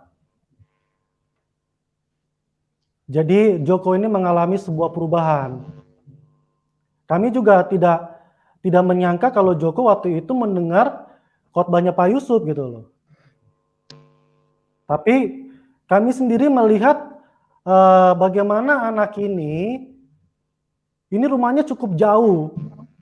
Kami nggak ada telepon dia, kami nggak ada komunikasi. Ayo Joko gereja sini, tidak ada sama sekali. Kami tidak ada. Tapi bagaimana anak ini sampai naik Gojek, sampai naik angkot ingin beribadah. Karena kenapa? Rohnya ini merasakan ada sesuatu yang berbeda. Jadi saya tekankan bukan masalah gerejanya, bukan masalah doktrinnya, bukan masalah denominasinya. Sama, saya pun juga sama. Jika saya mengalami suatu pertumbuhan, saya tidak akan mau menjelekkan gereja A atau B. Tapi kan bagaimana ya? Saya kan udah mengalami, Pak. Dan disinilah Joko menceritakan bagaimana dia mengalami Tuhan. Jadi bukan mengalami bagaimana dia pindah gereja. Ya Pak Boas ya? Oke Pak, mungkin itu saja dari saya. Tadi hanya sebagai saran saja karena Oke Pak, terima kasih sarannya Pak. Ada hal-hal memang yang tidak perlu disaksikan seperti itu di forum seperti ini. Ada hal-hal yang bisa kita saksikan demi terima kasih Pak Boas. Kita semua. Saya pikir itu. Terima kasih. Salam, selamat malam untuk kita semua. Shalom Pak Boas. Tuhan berkati Pak. Oke, selanjutnya Sang Pencerah. Selamat malam Pak. Selamat malam Pak Junior ya. Iya. Ya, sama. Habis mukanya hampir sama, cuman lebih muda gitu. Ya, ini Pak Joko ya. Terima kasih Pak. Iya Pak. Ya, Pak Joko, kalau saya sih gak ada masalah lah kalau orang mau pindah gereja, mau pindah apa, asal jangan pindah imannya aja gitu kalau saya bilang. Iya Pak. Kalau saya sendiri dulu ke gereja dari kecil, saya merasa nggak dapat bertumbuh di gereja saya, tempat saya itu. Maka saya cari wawasan segala macam, baca Alkitab. Akhirnya saya menemukan sendiri gitu. Iya Pak. Puji Tuhan Pak. Bahwa kita itu begini Pak Joko ya, Mas Joko lah lebih. Iya. Kalau kita membaca firman Tuhan dari awal sampai akhir, maksudnya gini, saya coba membaca dari Kejadian sampai sampai Wahyu lah gitu. Nah, saya merasa saya dapat di situ siapa itu Tuhan, ya kan. Kalau orang mau debat sama saya nggak bakal bisa menang mungkin ya, karena saya tahu Tuhan itu ada roh, rohnya bisa dibagi-bagi ke siapa saja. Seperti misalnya antara Yesus dengan Allah itu siapa? Ya rohnya Allah ya bisa dibagi ke Yesus bisa nyatu ke Allah gitu. Apa susahnya gitu kan? Kalau Pak. Maha besar gitu kan. Misalnya kalau saya kayak komputer gitu. Kalau dia prosesornya besar sekarang ini kan komputer bisa dibagi fungsinya untuk siapa aja sekarang. Kayak Bapak untuk misalnya di komputer Bapak dibagi gitu kan. Nah, itu seperti kayak Tuhan itu menciptakan manusia itu segambar dia. Jadi manusia juga menciptakan sesuatu yang segambar sama dia. Kalau dia nggak ini berkuasa, dia bisa bagi-bagi kekuasaannya gitu kan. Apa susahnya itu Tuhan gitu kan? Tuhan kita itu dinamis gitu. Kalau mau baca dari Kejadian sampai Wahyu, itu bisa tahu Tuhan kita itu siapa gitu. Yang penting kan Tuhan kita roh gitu kan. Dari zaman Kejadian sampai Musa sampai nabi-nabi kan dibagi rohnya sama dia kan. Iya Pak. Seperti misalnya kalau ada yang kayak nabi-nabi, orang kan bisa menilai gitu, nabi yang mana yang kira-kira ini dia ngikut gitu kan. Nah sama aja. Yang penting gereja itu bukan soal pindah gereja atau apa. Gereja itu harus menjadi ya bukan sebagai seremoni aja ya, tetapi itu gereja itu harus bertumbuh. Bertumbuh itu menjadi saksi, artinya menjadi saksi itu berbuah. Berbuah artinya itu semua perbuatan dan juga menjadi saksi orang bisa percaya kepada Yesus. Itu aja intinya, benar nggak? Iya benar Pak. Jadi bukan gereja kita itu seremoni ke gereja, wah itu rajin persekutuan segala. Kalau kita nggak bisa berbuah ya buat apa gitu untuk diri sendiri? Nah, ya kalau mau khotbah yang kejam gitu begini, kalau kamu nggak berbuah kamu ditebang. Bener nggak? Tidak ada yang namanya, Yesus kan bilang kalau kamu tidak berbuah, kamu kan ditebang. Iya, kan keras gitu. Nah, kalau mau semua gereja itu bilang begitu, kalau kamu, biarpun kamu rajin ke gereja, kalau kamu nggak berbuah, ya kamu ditebang, bagaimanapun juga gitu kan. Jadi buah-buah itu keluar gitu. Nah, jadi nggak usah terlalu fanatik lah kalau orang itu pindah gereja atau rajin ke gereja. Saya sih udah pengalaman ini ya dari saya kecil ke gereja itu pun saya bukan orang Kristen ya dulunya ya. Nah, udah itu pindah ke gereja itu diomelin sana sini. Karena saya nggak dapat sesuatu, saya akan cari. Roh itu akan cari kalau nggak dapat sesuatu, ya kan? Nah, tetapi kita akan, kalau kita dekat sama Tuhan, kita bisa tahu istilahnya itu roh mana yang orang misalnya, maaf kata ya, ada beberapa pendeta juga nubuat atau apa. Ini bukan menghakimi ya. Nah, itu bisa tahu mana yang benar atau mana enggak dengan baca firman Tuhan. Di situ kan juga ada para nabi-nabi bernubuat. Nah, itu kan bisa tahu. Kalau nggak terjadi ya berarti dia kan bukan dari Tuhan. Kan intinya cuma begitu. Nggak usah terlalu dihakimi, benar nggak? Dari roh aja bisa membedakan. Gitu. Iya, nah, Pak. Jadi ya. Intinya gini, tetap aja nggak usah pusing mau pindah gereja atau enggak. Yang penting bertumbuh, mana yang kira-kira memang bisa menghasilkan buah. Yang penting bukan hanya menerima, suatu nanti menjadi bukan hanya sebagai pionir, nanti suatu waktu juga memuridkan orang lain. Intinya kan berbuah gitu, berkarya. Amin, Pak. Nah, itu aja mungkin saran saya gitu kepada yang lain. Jangan terlalu fanatik lah terhadap gereja lah. Yang penting intinya di mana kamu merasa di situ kamu bisa kerja sama dengan gereja, berbuahlah di itu. Kalau misalnya gereja itu tidak bisa, kamu merasa tidak bisa roh kamu di situ berbuah, carilah gereja lain. Kok pusing-pusing amat? Yesus juga nggak maksa orang ke gereja mana. Ada nggak? Nggak ada kan? Nggak ada, Pak. Kalau misalnya kayak Paulus, dia pelayan ke sana. Kalau gereja yang nggak bagus, dia kan tegur. Intinya begitu, ditegur kan. Kasih mula-mula kamu di mana misalnya. Ada gereja yang biasanya kasih mula-mulanya ada, tiba-tiba nggak ada lagi. Kan ditegur. Jadi jangan, untuk gereja itu bukan suatu organisasi, tetapi bukan seremoni, sesuatu untuk berkumpul. Misi kita kan untuk mengabarkan kabar baik sama mendekatkan Tuhan, intinya begitu kan. Iya, Pak. Ya itu aja gitu. Saya bilang sih, kamu tetap ini aja lah, fleksibel, jangan terlalu banyak ambil pusing gitu kan. Tim bertumbuh, berbuah. Kalau ya intinya kalau orang ke gereja, rajin ke gereja nggak berbuah ya pasti ditebang lah. Intinya cuma begitu aja. Secara ya Tuhan Yesus bilang begitu. Nggak ada namanya kamu rajin ke gereja masuk surga. Kalau kamu nggak berbuah ya ditebang lah gitu. Benar nggak Pak Yusuf Junior? Iya, Pak Pencerah. Ya, yang penting berbuah ya Pak ya. Kalau rajin ke betul, gereja, Pak. Pohon ditebang kan, benar nggak Pak? Betul Pak. Ya, itu aja. Terima kasih itu saran saya. Semoga terima kasih Pak Pencerah. lah untuk yang lain gitu. Jangan terlalu inilah dilupakan lah. Ya, makasih ya. Pak. Terima kasih Pak Pencerah. Ya, Tuhan memberkati. Sama Pak Yusuf Junior. Tuhan memberkati. Memberkati. Oke teman-teman, sekali lagi saya ingin mengingatkan bagaimana apa yang dialami Joko ini bukan kesembuhan secara daging, tapi bagaimana kesembuhan secara roh itu yang membuat kita, bagaimana memacu kita untuk kita bisa lebih mencari lagi kuasa Tuhan. Karena bagaimanapun, saya pun yang mendengar kesaksiannya Joko juga merasa bahasanya tuh iri.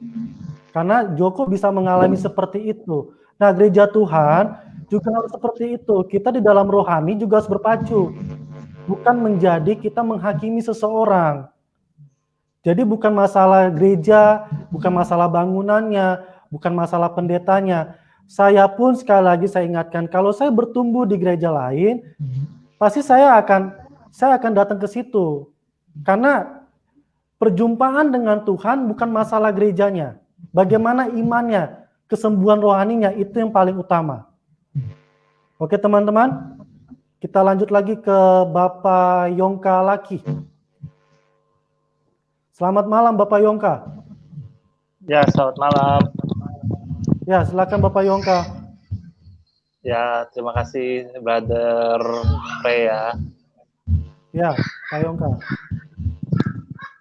Ya, saya langsung ke Joko ya. Iya Pak. Untuk Joko,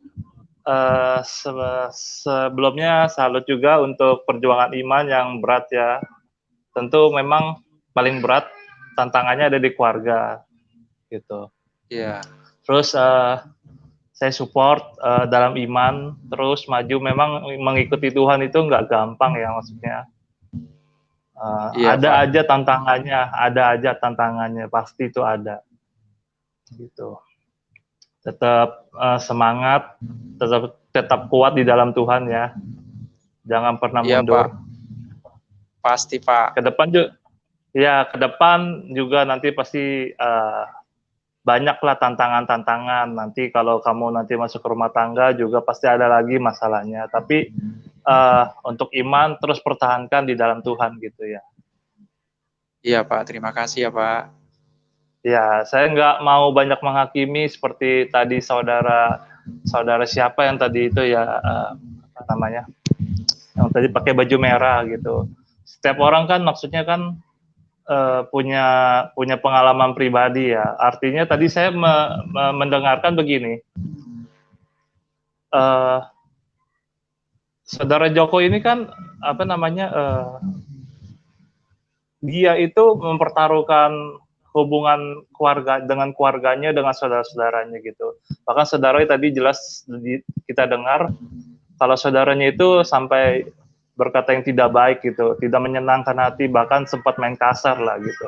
Padahal dia berkata di dalam, maksudnya dia menunjukkan kalau di gereja itu bidangnya, maksudnya di gereja Pak Yusuf ya tadi bilangnya sesat lah ajarannya gitu, ataupun apalah tidak benar lah. Padahal kalau dilihat dari kelakuannya kan jelas ya, saudaranya gitu dengan main pukul aja, bahkan dengan perkataan yang tidak baik aja itu sudah mencerminkan keimanannya dia ya gitu ya.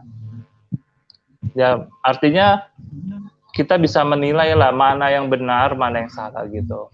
Nah maksudnya saya yakin Joko berada di jalan yang benar gitu, berada di jalan Tuhan yang benar gitu.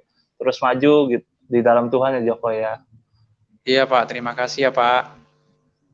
Iya, baik. Mungkin saya ada sedikit masukan, boleh Brother Ray? Untuk ini apa namanya, Pak itu Kalem? Ya, gimana Pak Yongka? Ya, saya kan sering dengerin ini ya, maksudnya kesaksian-kesaksian, salah satunya paling sering adalah Pak Ito Kalem kan. Nah tadi Pak Ito Kalem membagikan tentang, bertanya lah tentang pribadi Bapak dengan Tuhan kan tadi ya, nangkepnya begitu ya.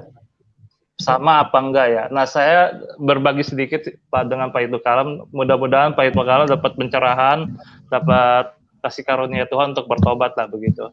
Nah jadi betul apa yang dibilang Joko tadi sedikit ya, Bapa dengan Tuhan Yesus itu sebenarnya sama, tapi beda fungsi. Tapi pada hakikatnya bukan masalah fungsi sih sebenarnya. Kalau kita, Pak Yusuf juga suka bagiin ya, kalau tentang pribadi-pribadi. Tapi kalau menurut saya lebih ke arah pada saat begini. Perbedaan itu muncul ketika manusia ini jatuh ke dalam dosa gitu maksudnya. Jatuh ke dalam dosa di mana Tuhan Yesus itu harus turun ke dalam dunia ini untuk mengambil rupa sebagai manusia. Nah, itu menyebabkan perbedaan hakikat, perbedaan yang disebut kok Tuhan bisa jadi manusia. Kok Tuhan bisa lahir gitu dari seorang perempuan. Nah, sebenarnya kalau tidak ada kejatuhan dari manusia, itu nggak akan ada yang namanya perbedaan antara Tuhan Yesus sendiri dengan Bapa. Mereka itu satu, termasuk Roh Kudus. Mereka itu satu pada hakikatnya. Kan kalau kita secara manusia ini kan sekarang ini misalkan pribadi saya muka saya nggak kelihatan gitu, tapi yang kedengaran adalah mulut saya gitu. Maksudnya yang kedengaran adalah bicara saya. Nah, demikian juga pada saat Waktu di kejadian pertama ya jelas ya, Bapa, Firman, dan Roh Kudus itu ada gitu. Tapi pada saat itu belum ada yang namanya perbedaan gitu. Itu satu mereka. Bapa, Firman, Roh Kudus, satu dan berbicara kepada Adam. Nah mereka masih satu, belum ada yang namanya yang disebut Allah tiga itu nggak ada. Sampai sekarang pun nggak ada yang disebut Allah tiga. Mereka tetap satu. Nah ketika manusia jatuh ke dalam dunia ini, barulah mereka ada yang namanya, kalau kita sebagai manusianya ya sebutannya ya, baru ada yang sebutnya perbedaan hakikat. Nah itu sih yang bisa saya jelaskan. Sebenarnya masih bisa lebih panjang lagi, tapi karena mengingat waktu mungkin sekian aja mungkin yang mungkin saya sampaikan. Terus semangat untuk Joko ya, maju terus dalam Tuhan. Untuk Brother Roy juga maju terus dalam Tuhan. Ya terima kasih Pak Yongka lagi. Ya, terima kasih Pak Yongka. Tuhan berkati. Ya salam kemenangan. Salam kemenangan. Oke kita lanjut ke Pak Sugeng Suroso. Selamat malam Pak Sugeng. Satu. Ya, selamat malam, Pak. Shalom. Shalom, Pak. Shalom. Shalom. Aduh. Halo. Mas Joko apa Mas Joko? Ya. Bang Joko. Namanya terserah. aja, Pak. Namanya kayak orang Jawa, Pak. Ya, Joko ya, Mas Joko. Darahnya ya. darah Sumatera. Ya. Gitu. Saya nggak banyak. Halo, Pak. Ini, cuma... Halo, Pak. Halo. Sugeng, suaranya pelan sekali, Pak. Halo, gimana sekarang? Mic-nya dideketin di mulut, Pak. Suaranya pelan sekali. Ini udah ditelan malah. Volume handphonenya mungkin dibesarin, Pak. Udah. Ya. Terbesar. Brother Joko bisa dengar? Bisa Pak, bisa. Suaranya Pak Sugeng bisa dengar? Bisa? Bisa? Suaranya bisa Oke, bisa Pak, saya ini dengar tapi jelas, jelas. Kecil ya? Ya ini kecil udah jelas, ya, Pak. kecil. Silakan. Oke. Silakan Ini Pak Mas Sugeng. Joko, ya. Iya Sekarang Pak. Gimana sekarang? Nah, sekarang gimana? Sekarang, oke? Saya nggak Sudah mau, Pak, sudah oke. Saya nggak mau khotbah ya. Cuma saya kasih saran aja ke Mas Joko. Itu hebat semua lah. Karena cara Tuhan untuk bisa kamu komunikasi, kamu mau pindah gereja, halo? Ya, halo, saya dengar Pak, saya dengar. Dilanjutin aja Pak. Kalau kamu mau pindah gereja, mau pindah apa, yang penting karena gereja itu tidak menjamin kamu masuk surga. Yang menjamin kamu masuk surga adalah Tuhan Yesus, ya enggak? Iya Pak. Betul? Nah, Betul Pak. menjamin kamu masuk surga. Gereja, pindah gereja kemana, ini yang penting kamu itu masih Tuhan Yesus, masih ikut Tuhan Yesus. Ajarannya Tuhan Yesus apa? Mengasihi, mengampuni, ya kan? Ya kan? Iya Pak. Terus menyayangi. Walaupun kamu disiksa oleh teman saudara kamu, tapi tetap kamu mengampuni kan? Iya ya Pak. Hah? Iya Pak. Jadi tadi Bapak itu ngomong kamu disiksa ini itu kenapa kamu ngampuni? Orang Kristen ajarannya Tuhan Yesus harus bisa mengampuni. Betul? Betul Pak. Kan? Ya itu ini saya nggak mau ini. Yang penting hati nurani kamu bisa komunikasi dengan Tuhan. Itulah ini, ya kan? Itu yang penting. Soal keselamatan kamu udah dijamin. Jangan dipikirkan nanti kamu jadi sombong. Yang penting Iya, kamu harus ngikutin ajarannya Tuhan Yesus. Mengampuni, mengasihi, dan menyayangi. Itu aja. Gitu. Semua gitu. Nggak usah parok ini ngomong ini segala macam. Biasanya orang jadinya orang pada ngomongin ini, hakimin ini, kamu ini kayak gitu enggak. Sekarang hati nurani kamu bisa komunikasi dengan Tuhan, gitu. Ikutin ajarannya. Begitu aja. Makasih ya. Ya, terima kasih Pak. Tuhan berkati. Ya, Oke, terima kasih Pak Sugeng. Tuhan berkati Pak. Yo, Shalom. Shalom. Ya Pak. Shalom. Oke, bagi teman-teman yang ingin memberkati Brother Joko, nomor rekeningnya sudah ada di bawah layar deskripsi.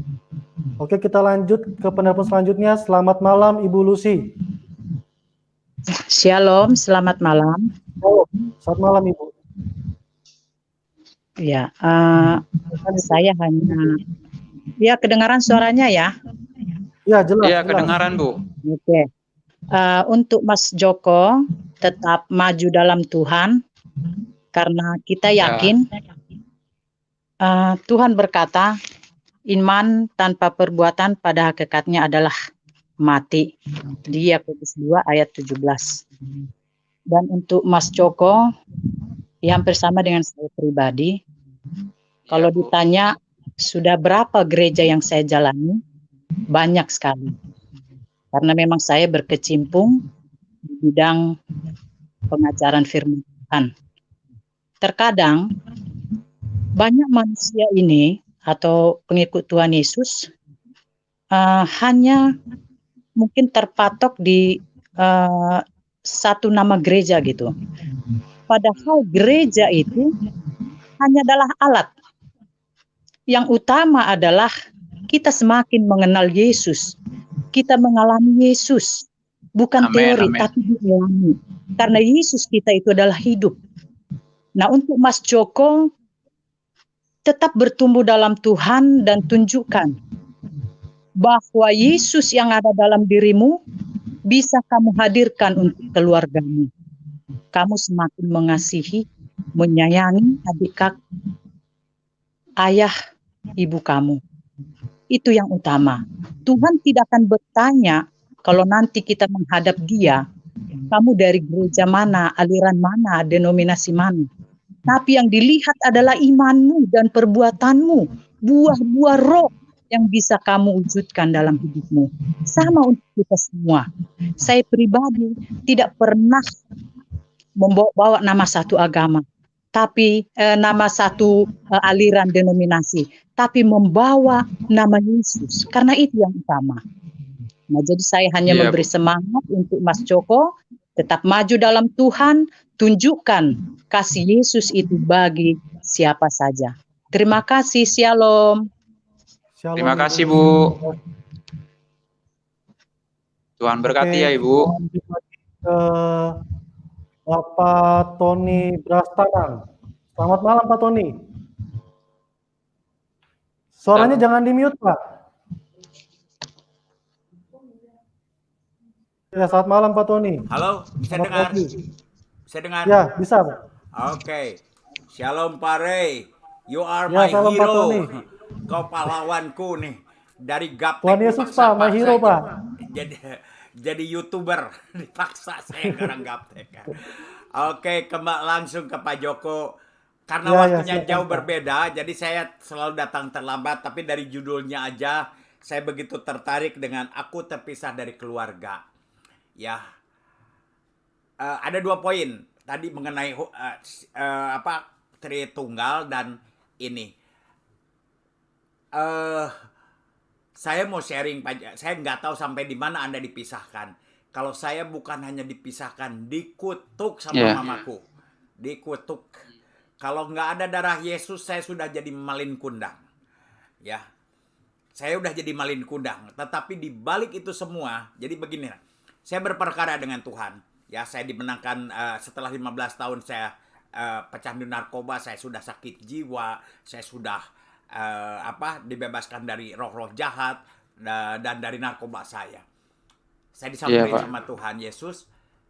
Waktu itu saya berperkara dengan Tuhan. Tuhan, kau boleh ambil semua, nggak sebagian. Semua yang saya punya, cita-cita saya jadi manajer 5-star hotel. Dan saya lulusan Australia, saya tinggal di Australia 7 tahun, di Eropa 7 tahun. Saya pulang ke Indonesia hanya ingin satu. Ya, saya berikan. Tuhan silahkan ambil semua yang saya punya. Saya nggak digaji di Bali, saya melayani di Bali di satu desa. Kamar saya pun bocor, nggak digaji sama sekali. Saya tinggalkan semuanya. Saya hanya minta satu kepada Tuhan, berperkara. Tuhan, kau boleh ambil, cuman saya minta satu. Jangan sampai mama saya menolak saya. Itu deal saya. Itu aja. Semua Tuhan boleh ambil, cuman saya ambil satu, jangan mama. Nah, setelah akhirnya saya kasih surat, dan dia juga sudah mendengar siapa saya masuk murtad. Waktu saya sedang khotbah, saya udah puasa, itu yang paling saya takutkan. Karena mama saya itu adalah di mata saya wanita paling cantik di dunia, yang paling saya kasih dan saya hormati. Itu mama saya. Ya, jadi waktu itu saya lagi khotbah di persekutuan doa kecil di satu desa, tahu mama saya telepon. Begitu saya takut. Ya, saya udah puasa 3 bulan, takut, saya udah jadi pendeta. Aduh Tuhan, bagaimana? Waktu mama saya katakan, Assalamualaikum. Ya. Di sekolah Alkitab dikatakan boleh saja bilang Waalaikumsalam. Ya. Tetapi saya tanya sama Roh Kudus, boleh nggak saya jawab Waalaikumsalam? Karena mama saya tuh konteksnya begini nih. Kamu tuh masih Islam atau Kristen? Dia kan sudah baca surat saya. Ya. Roh Kudus menjawab waktu itu dengan firman. Firman Tuhan tuh berkomunikasi lewat firman-Nya karena dia firman. Ya bisa audible, bisa ke hati nurani, tapi selalu ada dasar firman-Nya. Jika engkau menyangkal aku di hadapan manusia, aku akan menyangkal engkau di hadapan Bapa. Wah Tuhan, aku nggak tega. Takut mama saya sakit jantung. Ya, nggak sanggup aku bilang Shalom Elohim, nggak sanggup. Di situ saya mengaku di hadapan saudara yang mendengar semuanya. Saya berlutut, Roh Kudus ampuni saya nggak sanggup menyakiti mama saya. Karena Roh Kudus saya diberikan kekuatan. Saya katakan Shalom sejahtera mama. Ya betul, saya disembuhkan sama Nabi Isa dari penyakit sakit jiwa saya, dari narkoba saya, dari roh-roh jahat saya, dan sekarang jadi pendeta. Mama saya hanya satu kata bilang, nggak satu kalimat. Dulu kamu jadi penjahat, jadi morfinis, tetap anak saya. Keluar masuk penjara, tetap anak saya. Sampai 2 kali masuk rumah sakit jiwa, tetap anak saya. Hari ini mama menyesal melahirkan kamu, kalau kamu murtad. Itu yang saya nggak sanggup. Sebelumnya saya digebukin, gigi saya rontok, itu sudah biasa. Memang dulu juga saya di dunia persilatan. Ya, diancam mau dibunuh, oke, tidak bergeming. Tapi pada saat mama saya mengutuk saya bilang, wah hancur hati saya. Marah sama Tuhan. Tuhan nggak pengen saya jadi pendeta. Kenapa Tuhan panggil saya jadi pendeta?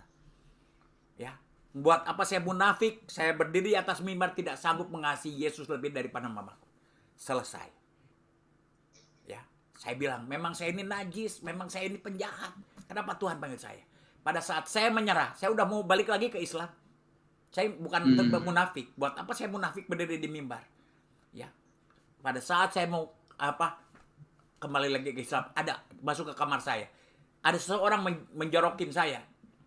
Dan saya lihat ke belakang, tidak ada. Ternyata dia datang lagi. Ya. Dia menguatkan saya nangis hancur. Dan saya ada manifestasi holy laughter ya. Dulu di Toronto Blessing. Iya Pak. Toronto Blessing. Pro dan kontra di gereja. Saya nggak pusing. Yang penting saya ngalamin. Dengan kekuatan Roh Kudus, saya udah ngaku, udah menyerah. Nah, tapi bulu yang terkulai tidak akan Tuhan patahkan. Akhirnya saya berdiri dengan kekuatan Roh Kudus sambil nangis, sambil ketawa. Penuh dengan Roh Kudus. Tuhan, jika engkau mau aku mengasihi, melayani engkau sampai mati, aku mau melayani sampai mati. Saya udah menyerah. Tapi karena Roh Kudus sang penolong. Nah, perhatikan. Roh Kudus diutus Bapakku, kata Tuhan Yesus, untuk menolong, memampukan saya. Aku akan melayani engkau sampai mati. Keceplosan, aku mau mati buat engkau. Dan saya katakan, I left my lovely mother just for you. Aku tinggalkan mamaku yang paling kukasihi hanya untuk engkau. Itu harus semua dikatakan. Karena Roh Kudus, tanpa Roh Kudus saya nggak mampu. Saya melihat petir. Petir itu tanda kejatuhan iblis dari surga. Ya, pada saat katakan itu. 5 menit kemudian orang bisu gila nyamperin saya. Ngomong. Kayak nangis blik. Saya nggak ngerti bahasa Bali. Wah, saya juga panik. Saya bawa ke keluarganya heboh.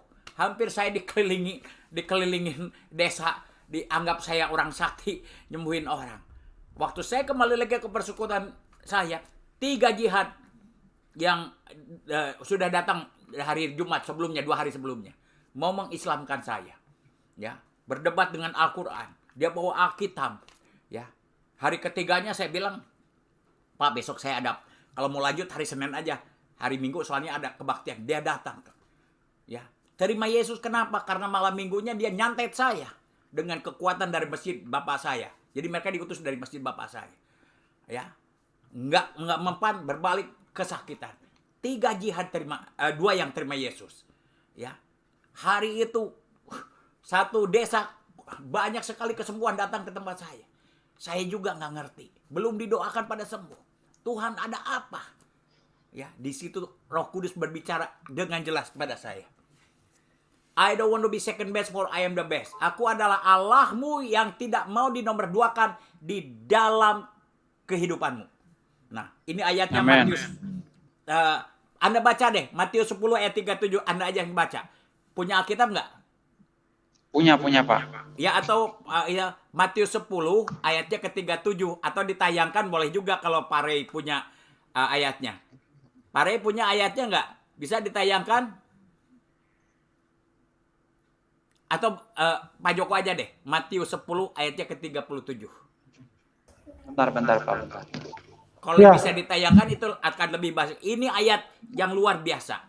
Matius Oke Pak, 10. kita tayangkan. Matius 10 ayat 37 ya. Iya. Dan nanti Pak Joko yang baca ya. Iya Oke, Pak, siap. sebentar, Pak, ya. Ini Matius ayat yang luar 10. biasa. Ayat 37. Iya. Sebentar ya. Oke, Brother Joko silakan baca. Matius 10 ayat 37.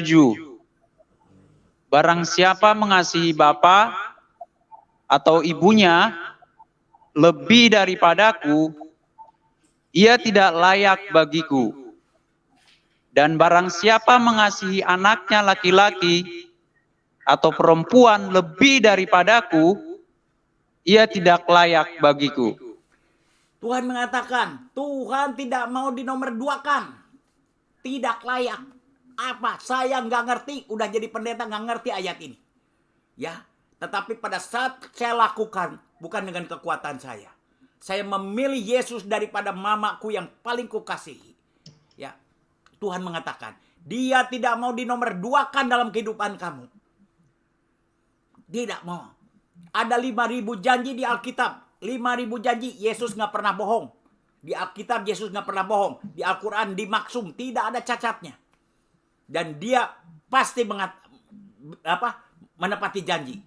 Kalau kita lakukan bagiannya. Tetapi ada syaratnya. Ini syarat. Layak atau tidak layak itu ada syaratnya, ada ujiannya. Jika engkau mengasihi Yesus lebih daripada, dari situ saya melihat mujizat demi mujizat. Ya, bukan kesembuhan aja, keselamatan lebih penting lagi. Ya, di tangan saya Tuhan izinkan baptiskan lebih dari 900 preman, copet, garong, pelacur sampai bencong dandan, dan 40 sekarang sudah jadi pendeta top leader. Ya, narkoba yang nggak ada obatnya jadi ketua BNN. Ya, bencong dandan yang nggak ada obatnya jadi pendeta. Ada hal yang luar biasa yang Tuhan mau berikan kepada saudara dan saya. Kita bukan orang biasa. Ada harga yang harus dibayar. Satu, dia nggak mau dinomorduakan. Saya nggak mampu mengasihi Yesus lebih dari mamaku. Tapi Roh Kudus itu diutus Bapakku. Tadi ada penelpon sebenarnya mengenai Bapa, Allah, dan Roh Kudus. Ya, di Al-Quran dikatakan, jangan engkau memikirkan zat Allah, nanti kamu gila. Ya, di Al-Quran. Waktu saya masuk Kristen, orang Kristen suka ditafsir-tafsirkan. Nggak nyampe, otak kita nggak nyampe. Otak kita, lakukan saja. Firman Allah adalah Allah, kok diatur, dipikir-pikir. Teman saya masuk rumah sakit jiwa tuh dari sekolah teologi, dikutak-kutik ketiga Allahnya. Nggak nyampe, lakukan dan percaya saja. Ya, baca firman, dia adalah Allah. Lakukan, pada saat kita lakukan, kita baru ngerti. Ya, oh ini rahasianya. Saya baca nggak ngerti itu Matius 10 ayat 37. Saya udah pendeta loh. Nggak ngerti apa maksudnya ini. Ya. Di budaya kita satu-satu aku sayang ibu, nggak ngerti. Saya tanya ke 5 pendeta, jawabannya lain-lain. Pusing saya. Ya. Tapi pada saat kita ngalamin, rahasia itu dibukakan. Tuhan membukakan rahasia kepada orang kecil. Aku menyembunyikan kepada orang pandai dan berhikmat. Orang kecil tuh lakukan saja. Lakukan saja. Bagi saya, Saya sih udah diselamatin aja udah untung. Nggak usah ditafsir-tafsir, nggak ngerti pun lakukan saja. Kalau hari ini 5.000 janji Tuhan bilang, aku akan mengangkat engkau di atas bangsa-bangsa. Bukan remah-remah roti. Saya keliling dunia. Di Amerika saya berbicara di PBB. Siapa saya? Sampah masyarakat. Yesus nggak pernah bohong. Ya, jadi kalau Anda diusir dengan keluarga, saya bukan melebihi daripada Anda, enggak. Saya dikutuk. Kalau tidak ada darah Yesus, saya udah jadi malin kundang. Ya, tapi itu harga yang harus dibayar. Kalau kami masih memilih dipisahkan. Pendek cerita, akhirnya mamaku sedang sholat tahajud, terima Isa Al-Masih. Ayahku seorang majelis, mungkin ketua majelis dari masjid terbesar, sebelum meninggalnya panggil Isa Al-Masih. Karena janjinya mengatakan satu orang diselamatkan, seluruh dan seisi rumah. Kita nggak ngerti, lakukan saja. Dan semua firman pasti digenapi. Lakukan. Amin, Ya. amin, amin. Ya, jadi kembali lagi Pak Joko, kalau Anda dipisahkan, Anda tidak sendirian. Ada harga yang harus dibayar. Ya, Pak. Dia nggak mau dinomorduakan. Dan Roh Kudus akan membantu Anda. Ya, jadi apa kata orang? Ya, saya pulang ke Indonesia, kepala saya haral. Dulu gigi saya rontok. Karena apa? Kasih, mengampuni dan memberkati jiwa-jiwa. Ya, lewat YouTube ini hampir tiap hari 2-3 orang datang minta doa pelepasan, bertobat, terima Yesus. Orang Islam. Ya. Amin, Saya amin. kenal dengan Pak Ibnu Kalam semua pun. Ya. Nah, mujizat itu adalah untuk kita memenangkan jiwa. Anda percaya? Nah, tapi kembali lagi Roh Kudus. Jadi kembali lakukan saja. Jangan pusing. Dengan pusing ini Bapak, Anak, dan Roh Kudus gimana? Ada di hati kamu kok. Kamu yang urusan kamu dengan dia. Ya, lakukan saja. Dan kamu akan mengerti pada saat itu. Ya, ada pertanyaan mungkin sekarang, jangan saya aja yang ngomong. Nggak ada, Pak. Nggak ada, ya. Maju terus, Pak Joko. Kuat terus ya. Jangan dengar kata orang. Iya, Pak, dengar pasti, kata Pak. Tuhan. Ya, Pak Prey. Thank you, Pak Prey. Oke, Pak Tony. Terima Tuhan kasih Pak memberkati. Tony Bastamang. Iya. Ya Tuhan Pak, memberkati. sampai jumpa lagi Pak ya. Sampai ya kita kontak Ya, terus ya. memberkati Pak. Tuhan memberkati. Pak Joko maju Ya. terus ya. Mas Joko. Iya, Pak. Terima kasih, Pak. Ya, Tuhan memberkati. God bless you. Ya, Pak. Tuhan memberkati. Oke, kita next lanjut ke Pak Pardosi lagi. Oke, selamat malam Pak. Ya, salam. Selamat malam. Ya, silakan Ya, Pak. selamat malam. Oke, begini. Jadi saya hanya untuk menetralisir. Tadi kan komentar Pak Nenggolan, Pak Boas, Pak siapa itu. Maksud saya begini, ada benarnya Pak Rey yang dibilang Pak Boas tadi. Maksud saya, alangkah baiknya tadi yang dipukul itu tidak dipersaksikan gitu loh. Karena begini, ini kan ditonton masyarakat banyak sedunia. Implikasinya serendah itukah mutu saudara Joko itu yang emosinya tadi, emosinya si Nenggolan itu. Masa serendah itu otaknya saudaramu? Itu kamu merendahkan di situ emosinya dia. Padahal yang namanya Kristen asal gerejanya masih mengakui bisa melakukan adat Batak, itu tidak ada penolakan. Itu kuncinya. Mungkin ada udang di balik batu, itu makanya dibilang Pak Nenggolan tadi. Saya hanya menetral, saya bukan mau. Itu seolah-olah dari persaksianmu itu tadi kamu dipukulin, kamu dikucilkan, kamu dikeluarkan dari grup keluarga. Kamu dengan tes darah tidak langsung maupun langsung merendahkan derajat keluargamu di muka umum itu. Jadi kita ini sebagai orang Batak jangan begitu, itu maksudnya tadi. Makanya kamu, mamamu, Tuhan yang kamu lihat siapa? Maksud yang melahirkan kamu kan, yang menciptakan kamu kan dengan secara dunia kan orang tuamu, itu maksud Pak Nenggolan tadi. Jadi maksud saya Pak Rey, ada bagusnya memang untuk ke depan disaring dulu. Itu maksud saya kan, termasuk perbedaan.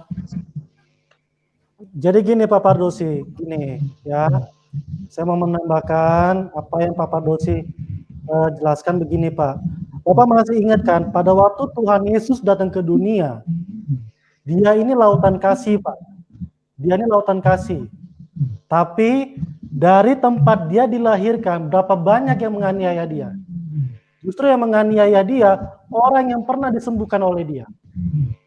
Jadi namanya kebenaran, Pak, itu tidak pernah memandang keluarga. Maksud saya begini, tadi itu yang maksud saya itu yang mungkin sepasal itu aja tadi yang masalah yang dia dipukuli keluarganya ditolak itu. Nah, itu yang kami ini mungkin yang lain juga nggak terima. Seolah si Joko ini merendahkan keluarganya gitu, Pak. Jadi maksud saya netral aja. Nah, termasuk dulu seperti kata Buas kedua kali ini, Pak Buas tadi bilang kan kedua kali ini. Tapi maaf Pak Ria, ini masukan ke depan. Seperti Bu Hilda dulu. Memang saya tersinggung juga di situ. Janganlah. Jadi gini Pak, gini Pak Pardoti, gini ya Pak. Saya bilang ya, saya sampaikan kepada Bapak. Ini masalahnya kebenaran ketemu dengan ketidakbenaran. Bukan masalah dengan keluarga. Oke? Jadi ini tidak membahas tentang keluarga. Saya paham. Saya paham apa kata itu. Jadi gini Pak, Brother Joko ini bicara tentang kebenaran dan ketidakbenaran.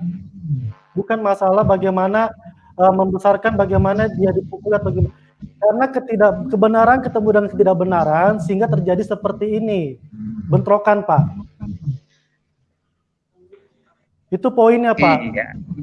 Iya, saya paham. Artinya maksud saya cuman itu, maaf saya bukan, saya masuk lagi untuk menetral biar kita ini karena ditonton publik biar menetralisir aja.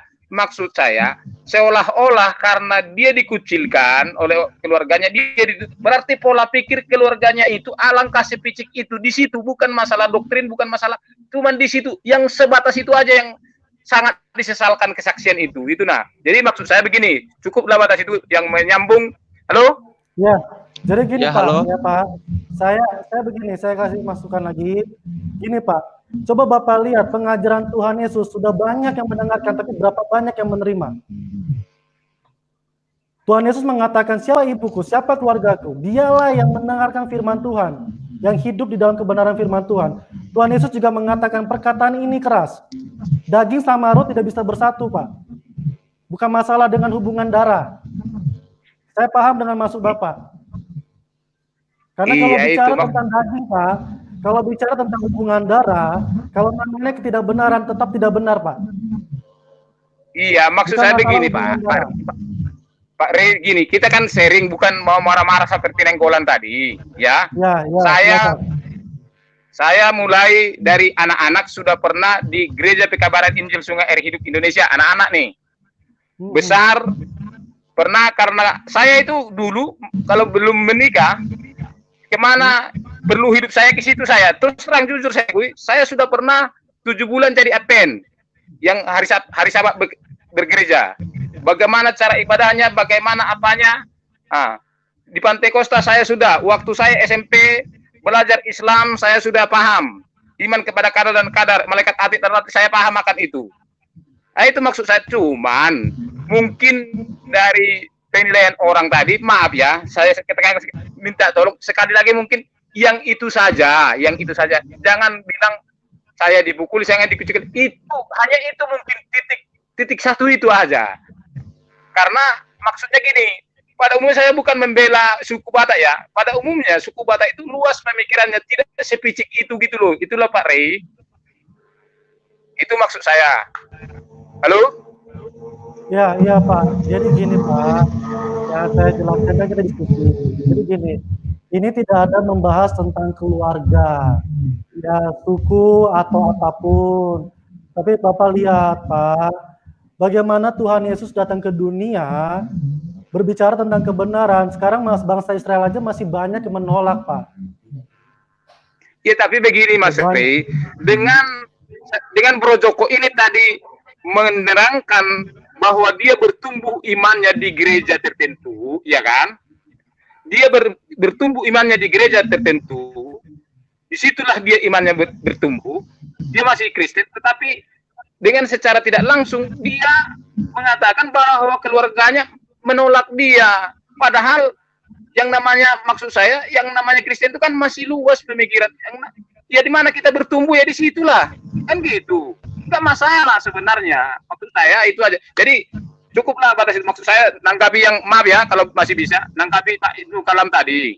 ya kan? Halo? Halo? Ya, halo. Iya, halo Pak.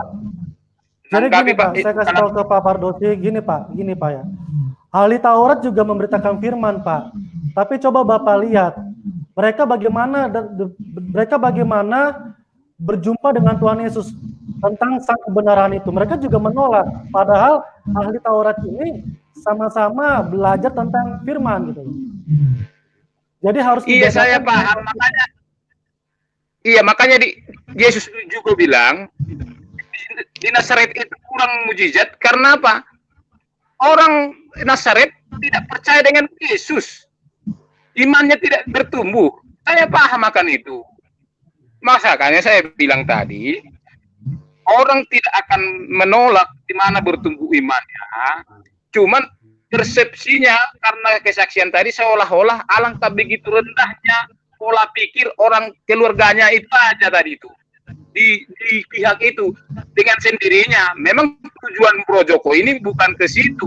Dia menceritakan pengalaman imannya, bagaimana cara imannya bertumbuh dari yang lama ke yang baru. Saya paham akan itu. Cuman dengan dia mengatakan bahwa dia ditolak, dia sampai dipukul, seolah-olah mengatakan bahwa pola pikir saudaranya itu sebegitu rendah.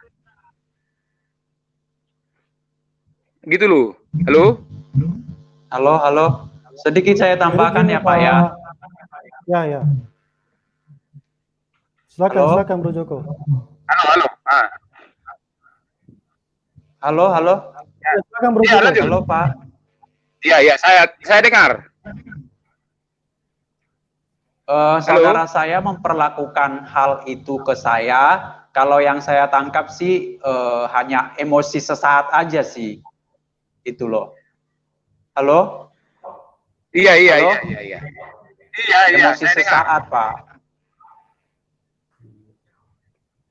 Iya, cuman yang saya disayangkan, gara-gara yang disaksikan itu tadi, karena pertumbuhan iman seolah-olah serendah itu pemikiran keluarga cara penyampaiannya itu tadi yang kurang pas. Itu maksud saya. Jadi untuk lain kali ke depan bagi Pak Rey dan Pak Yusuf di situ agak dirapikan cara penyampaiannya itu biar jangan ada menyinggung gitu loh.